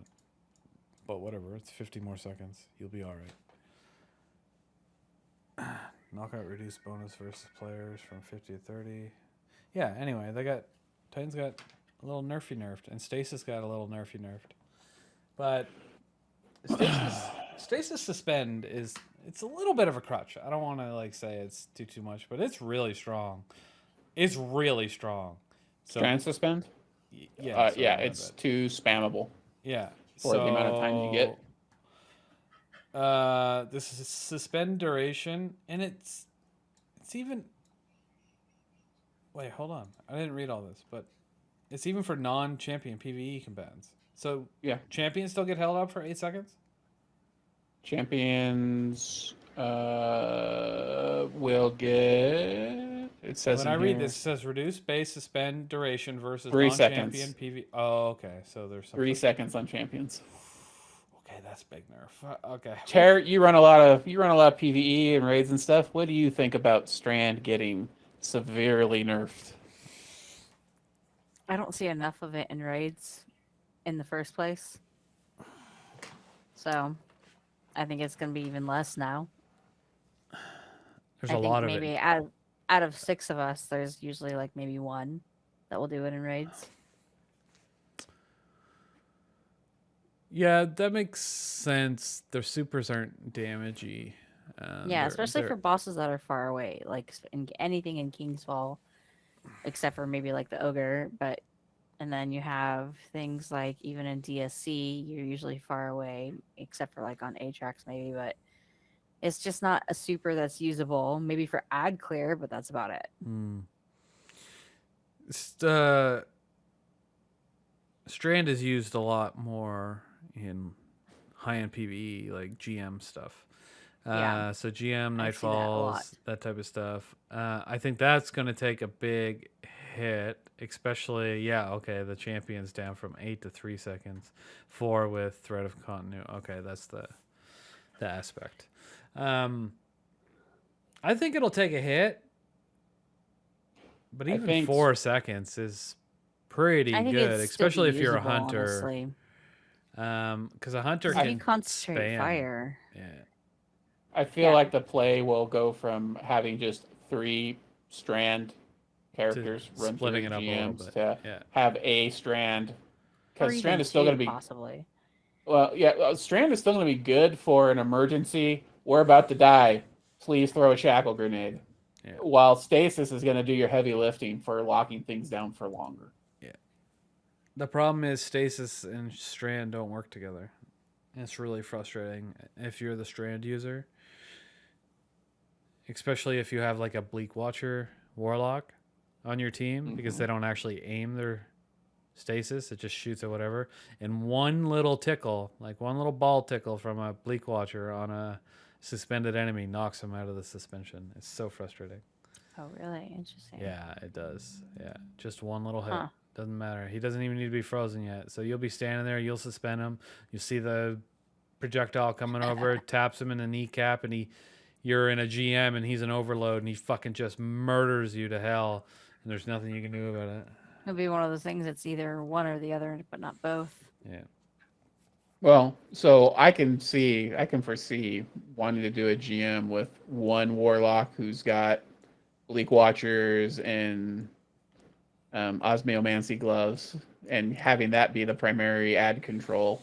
And then if anything breaks out and is about to wreck your day, then you can throw the shackle grenades or do the dodge or whatever, so you can reset, basically. Got it. All right. Well, there's a bunch of little things here. Like some things got buffed, some things got nerfed. Threadlings are getting buffed. They're getting a 30% Threadlings damage were getting increase. buffed. Yeah, they were getting up the little balls, whatever they're called. I forget.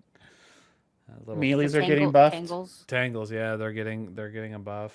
Bunch of stuff's getting buffed, but overall, I think people were mad about the suspend time really, because it's been a pretty big crush the last 2 seasons. Not gonna lie. Well, It listen, makes they shit put out easy, bro. Bungie is very clear about how they work through their game loop cycle, and one of those things is when something new comes out, they send it out of the gate screaming hot, and then they rein that shit back in later. It's just how they do things. Yeah. And then after, if too much hullabaloo, they might give you a little bit more back, depending on what it is. I mean, at least they didn't do what Activision did. They completely shit all over every fucking Diablo 4 class to the point where nobody even wants to play the game anymore. Jeez. That's a hot take. A lot of people still playing that game, Agreener. Now. That is not a hot take. Gate. All right. Everybody move the Baldur's Gate. There's 4 people playing Diablo right now. Even the person I knew that was like so excited for Diablo 4 is now playing Baldur's Gate. Well, In fact, why don't you go ask? Baldur's Gate is not the same as Diablo, and also, no, it's not. No, it's Baldur's Gate is probably going to be one of the best games that gets released this year. Just in the fact that it's a complete game, right? There's no cash shop, there's no nothing. There haven't been any major bugs with it. It launched smooth. It's small. It Go play Cyberpunk. It launched flawlessly.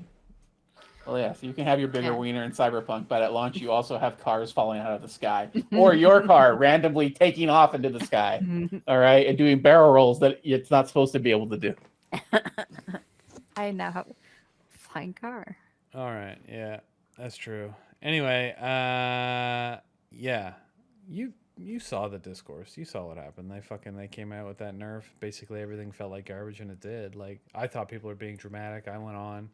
I was like, holy shit, I'm going to get murdered.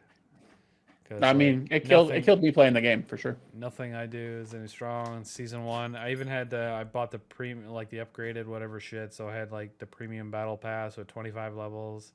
The only thing I did on there was I logged in, I claimed my 25 rewards, and then I just like, I did like 1 or 2 of the quests, and it felt really bad. And I was just like, ugh, this is rough. And I'd have to go back like a tier and try to get better gear and better stats to even move myself forward. That's a bad example because there wasn't any tiers in like the actual season, but I was still playing my hardcore character that wasn't seasonal as well, and she was rough. Anyway, it was rough. It was rough. Did not like you. All right, so we're going to finish up by quickly going over what's left in This Week in Destiny, which is most of the stuff we just talked about, but there's a couple things. Big one here, they announced, Bungie announced Keith David taking over for Lance Reddick as Zavala. Come any new voice lines coming up in the final shape, or potentially even during this year that Lance didn't record. But a pretty important mention of all of Lance, like he's not redoing any of Lance's current like repeatable dialogue that happens throughout the game or anything, so that will stay in. At a certain point, new players may be a little confused and maybe a little bit jarring, but I think it was the right decision. Thoughts on Keith David?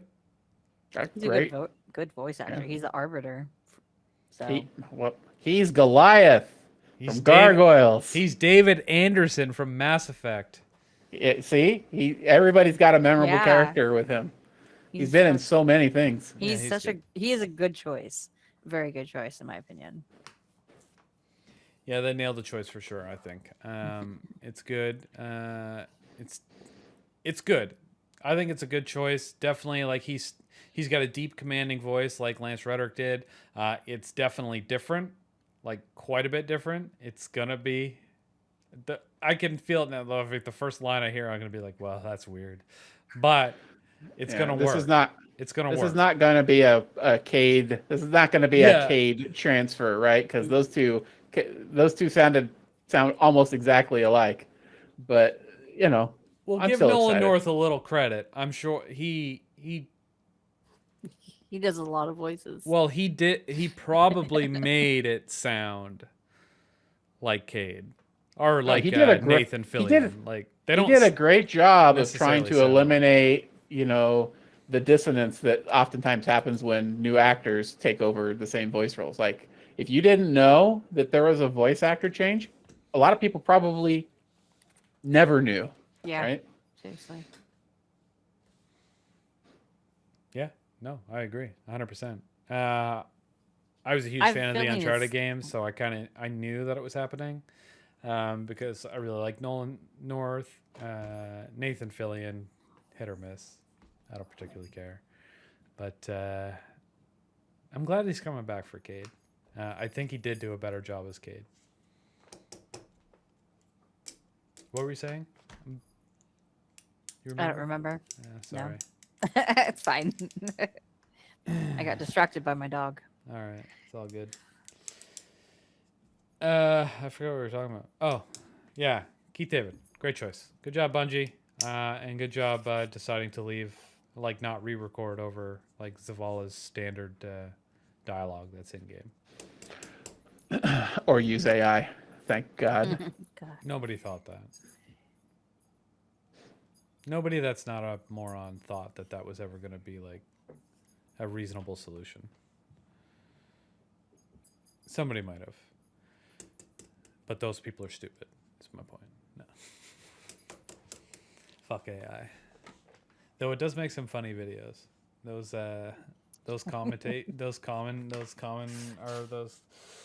videos with like the presidents and shit commentating like video games and sports games. That shit was so funny. That was so funny. It was good.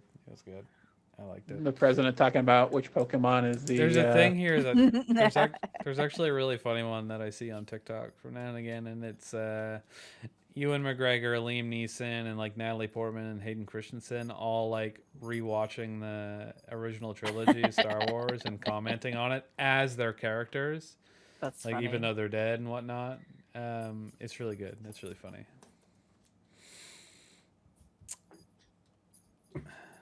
Some of it's pretty cringe, but anyway, exotic mission rotator is coming. So we talked about this earlier. This is where they explain all the stuff that's going to be craftable from each of these campaigns. You want to take a look at it, but basically it's bringing everything back from the previous seasons and putting them in each of the exotic missions, where you can, during its week, you can grind and grab craftable red borders from most of the things listed here are from all the seasons during Witch Queen. Yeah, because it looks like Vox Obscura has risen weapons. What are these ones from? The Iclos from Seraph. So That's Seraph. yeah, okay, Season of Seraph. That makes sense. Seraph shields have Season of Seraph stuff. Makes sense. Vox Obscura. Presage has this looks like haunted stuff. Mm-hmm. So that's cool. all from their respective seasons, which is Correct. funny. Yeah, okay. I'm just getting that now. My bad. It's all right. We knew you'd catch up. Yeah. All right. Very good. They're all from their respective seasons. Got it. There's also like automatic deep sight unlocks and stuff by completing the challenges and whatnot. So that's really good. So that'll help us out, grabbing some of that old stuff if you missed some of it.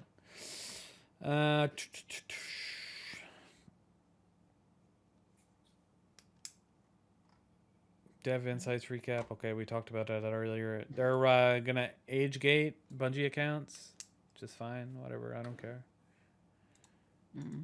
I didn't know Bungie had like or I didn't know Destiny had like an age rating. So there is a push from the organization that does the ESRB ratings to get more proactive when making sure that people of appropriate age are getting that content with the appropriate rating. There's actually a news story about them trying to institute facial recognition into consoles. Yeah, in order to unlock games that are NC-17 or M rating. Yes, anime porn video games. They're my favorite. Imagine every time your kid wants to play GTA 5, you have to go put your face on the camera. My problem with that is, you're right, that'd be stupid. Secondly, that type of policing should be left up to the parents, not the government. Like, I agree. What is that all about? Like, that was never an issue back in the 90s when movie ratings were actually like people listened, kind of. That's when the ESRB was formed, was around mid-90s. Yeah, I remember, there were certain people with big pushes on them, but probably for Mortal Kombat, I think. So probably listen. No, listen. It was my responsibility to take those movies home and either let my kids watch them or not let my kids watch them. Yeah. It shouldn't be any different now. It's whatever. It's a recommendation. It shouldn't be anything. I even think if a parent walks into a movie theater and says, let my son go to this rated R movie, it's none of their fucking business or concern. If I want to do that, that's my thing. They will stop kids from going in there alone. Cool, I guess. Because they could be sneaking out or whatever. But if they're I think it should be up to the parent, is my point. It is. People have been complaining about they took their kids to see Oppenheimer, which I don't know why you take a kid to see Oppenheimer. It's rated R. It's rated R. But it also has 3 very explicit sex scenes because Oppenheimer got busy with 3 of his homies' wives over the course of his life, and it's a biopic. So, anyway, listen, Greener. It's not the ESRB trying to tell you how to raise your kid. All right, they're just trying to help you because they know you're a busy adult and a busy community manager, and you ain't got time to monitor all the media your child is consuming. So they're going to help you. That's all. They're just offering a helping hand. Man. Yeah. Listen, I get what you're saying and what you're trying to point out. But how shitty of a parent do you have to be to believe any of that stuff you just said? Oh, I mean, I really hope nobody actually believed anything I just said. There's For the definitely love of people that are God. like, "Oh man, I don't have time to monitor my children. Let the ESRB." Well, you're a shitty parent. There's a lot of them out there. End of story. Like, there's no other way, shape, or form about that. Like, if you don't have time to monitor the content your kid is consuming, you're a bad parent. Plain and simple. Listen, I don't have room to talk. The only kids I have are like, I guess, like four-legged furry ones. And if they happen to catch some porn on the television, I don't care. Whatever. Half the time they won't understand what's happening anyways. I sure hope not. And if they're old enough to understand, then they're old enough to know. I'm pretty loose with that type of stuff anyway. Like you mentioned GTA 5, it's a perfect example. Jack's been playing GTA 5 since he was like, I don't know, 7 years old. I don't let him do the story missions. Maybe now, he's almost 12. I'd probably maybe start letting him get into that stuff. I didn't before initially because, Trevor is a terrible character. And there's a lot of stuff going on that, but he used to hop on my online character, run around, and shoot people, whatever, shoot the police. It was all a big thing. It was fun. I taught him the difference. It's like, hey, it's a video game. And he's like, oh yeah, Dad, I can go respawn if I get killed by the police. And I was like, exactly, right? So exactly like real life. Listen, are you saying that if you walked into the room and your kid was running around the Vanilla Rhino in Los Santos, you wouldn't have a problem? Is that a strip club? Yeah. I've told him to get out of them. Vanilla Unicorn. I'm sorry, it's Vanilla Unicorn. I've told him, it's like, get out of there. Don't go in there. He's dead. But so it's all about, it's all about managing, your expectations as well as monitoring. I understand that there's some stuff in that game that I don't want him to do. I saw him do it, told him not to do it. I've got to believe. Stop killing hookers, son. No, that's fine. I just don't want him in a strip club throwing money at boobs. Not at that age. Even though I absolutely, given the opportunity, would have done it at my age. But my games were all 8-bit. But you have any idea how many times I got Duke Nukem to get those alien strippers to take their tops off? A lot. What was that game? That was pixelated as shit. That was released in 1998, probably. I can't even remember. When I was 12 years old, that's probably when I first played Leisure Suit Larry the first time. Ooh. All right. Yeah. There you go. Exactly. So, I mean, and then there's other stuff. Like, it took me a long time to let Jack watch a lot of rated R stuff. The only thing I've actually ever let him watch is when he was younger. I let him watch It. That was a mistake. I fully admit that. Took him years to get over that. And then, but he begged me and begged me and begged me and begged me. All the kids at school have seen it, blah, blah, blah, blah, blah, blah, blah. And me working in an audiovisual industry, so I put up a great big 9x16 screen in our backyard with a full sound system and a projector. And he watched it out in our backyard in the middle of the night in the dark. Yeah, that's great. Yeah, because I'm an asshole. Got to see Ralphie's arm get ripped off bigger than life. I got you. Georgie, come on now. Georgie's arm get ripped off bigger than life. Yeah. Mm-hmm. Yeah, and then other kids eaten and devoured and loved it. Anyway, yeah. So it took me a few years to get him back into that. And next time we went in, he had an obsession with Scream. It actually took me like a year and a half to agree to let him watch Scream. Because it is pretty brutal, gory. Not that bad, but a lot of people getting stabbed in the face and the chest and stuff. But I eventually let him do that. So, again, my choice. So, I got there eventually. Well, and Bungie is just hedging against laws coming down the pipe. I get Bungie doing that, and it's totally fine. I don't even blame the ESRB. They're just doing what they need to do to keep the government out of the gaming, regulating the gaming industry.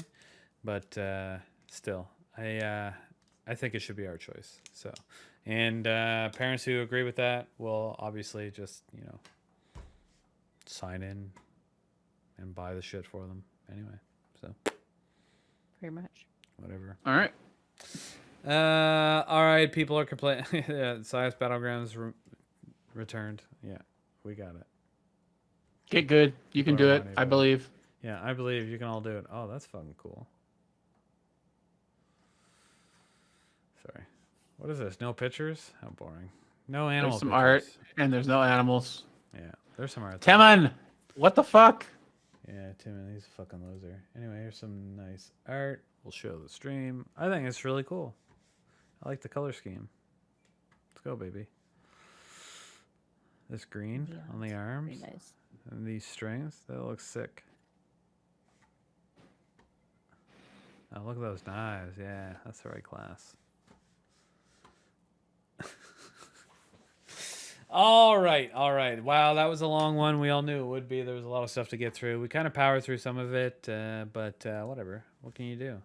You don't need to be here all night. I mean, I could probably talk forever, but I like the sound of my own voice. So there is that. I've got nothing left to say. Anybody want to plug anything? What that means? If you don't- Clan. Well, I mean, no, that Oh, shit's well, over. Thank, you got a thank stream? goodness. Anything? Apex is best. Apex. All right. No, I don't have anything streaming right now that I'm planning on streaming right now. Though I am trying to come up with something to do as a one-off for September. I'm taking August off because fucking Clan Wars. Oh yeah. Yeah. Take August off. So somewhere September, and I am still trying to work out the details for the Halloween events. Any of you have made it this far, I am going to be trying to do a IRL costume contest, SGC costume contest in October. So we'll have the usual transmog, but there's also going to be a category for like IRL costumes for those who are brave enough to put themselves out there in that way. You know, depending on stream attendance and support, you know, we'll figure out what exactly it is we're going to do. But that I am working on that. And I will be at some point streaming some of that content at twitch.tv/MrRect. But it'll be a couple of weeks before I do that. Cool. There you go. That's it. You got anything other than Apex you want to talk about? No? All right. Well, Bear's a great raider. Go raid with her. fun. She's always looking to do more GOS. Hell yeah. Garden. Forever. Fucking guarded. It's the prettiest. It's the prettiest one out there.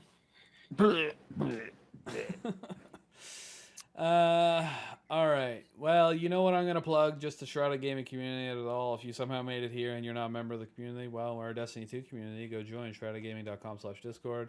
If you're a member of the community and you don't take part in community events, stop being such a fucking loser and start taking part in community events. That being events that Rec puts on. We're taking August off, as he mentioned, but get ready for September and October. And whether or not we're doing a costume contest or whatever it happens to be, we do community streams where we tell people how fucking amazing they are, and then we give stuff away. That's really cool. So go check that out, twitch.tv/shroudedgaming. Well, you might be watching right now. Anyway, it's possible. Right here on Twitch.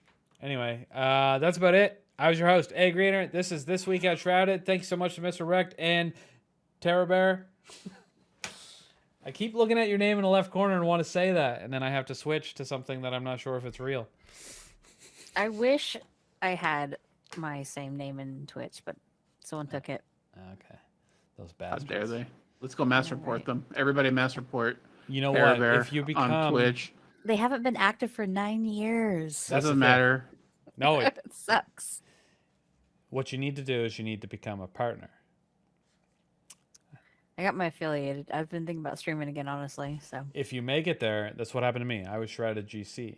Shrouded Gaming was already taken. Somebody's using it. I emailed my partner, correspondent, and I said, hey, look, this account's inactive. Can I have it? And 30 seconds later, she's like, yep, here you go. nice. That's awesome. Nailed it. So now we're Shrouded Gaming. So same for you. If they're All right, inactive, Apex. if they're inactive, they will give you that inactive account. They might even do it for an affiliate. I don't know though for sure, but They Yeah. might. Apex, Terror Bear, partner push. You heard Yeah, it here first. 70. Let's go. You need 75 users over 25 hours and 12 streams in a month. It's hard, but you can. Those are the goals. Do you have 75 members in Apex? You all have to watch her for 24 hours a day, 7 days a week for the next month. I'm pretty sure Apex is still sitting at 69 members. Okay, so Nice. you might need to pick up a few members from the rest of the community. I'm sure we can do Yeah, it. We'll just plug. I can't even I'll get go to that many raid. people to come to the fucking community stream anymore. All So, raid set up. yeah, it'd be fun. Anyway, Stop being salty. They still love you, probably. I gotta stop being salty. I keep talking about it on stream, and when I'm doing it, I'm just like, why am I talking about this? Nobody wants to fucking hear me bitch and moan and cry about this all day long. All right, that's it. Everybody, thanks so much for coming. Thanks for watching live. Thanks for watching the YouTube recording if you're on there. That is all from us for this week at Shrouded this week. Thanks so much. See you next week.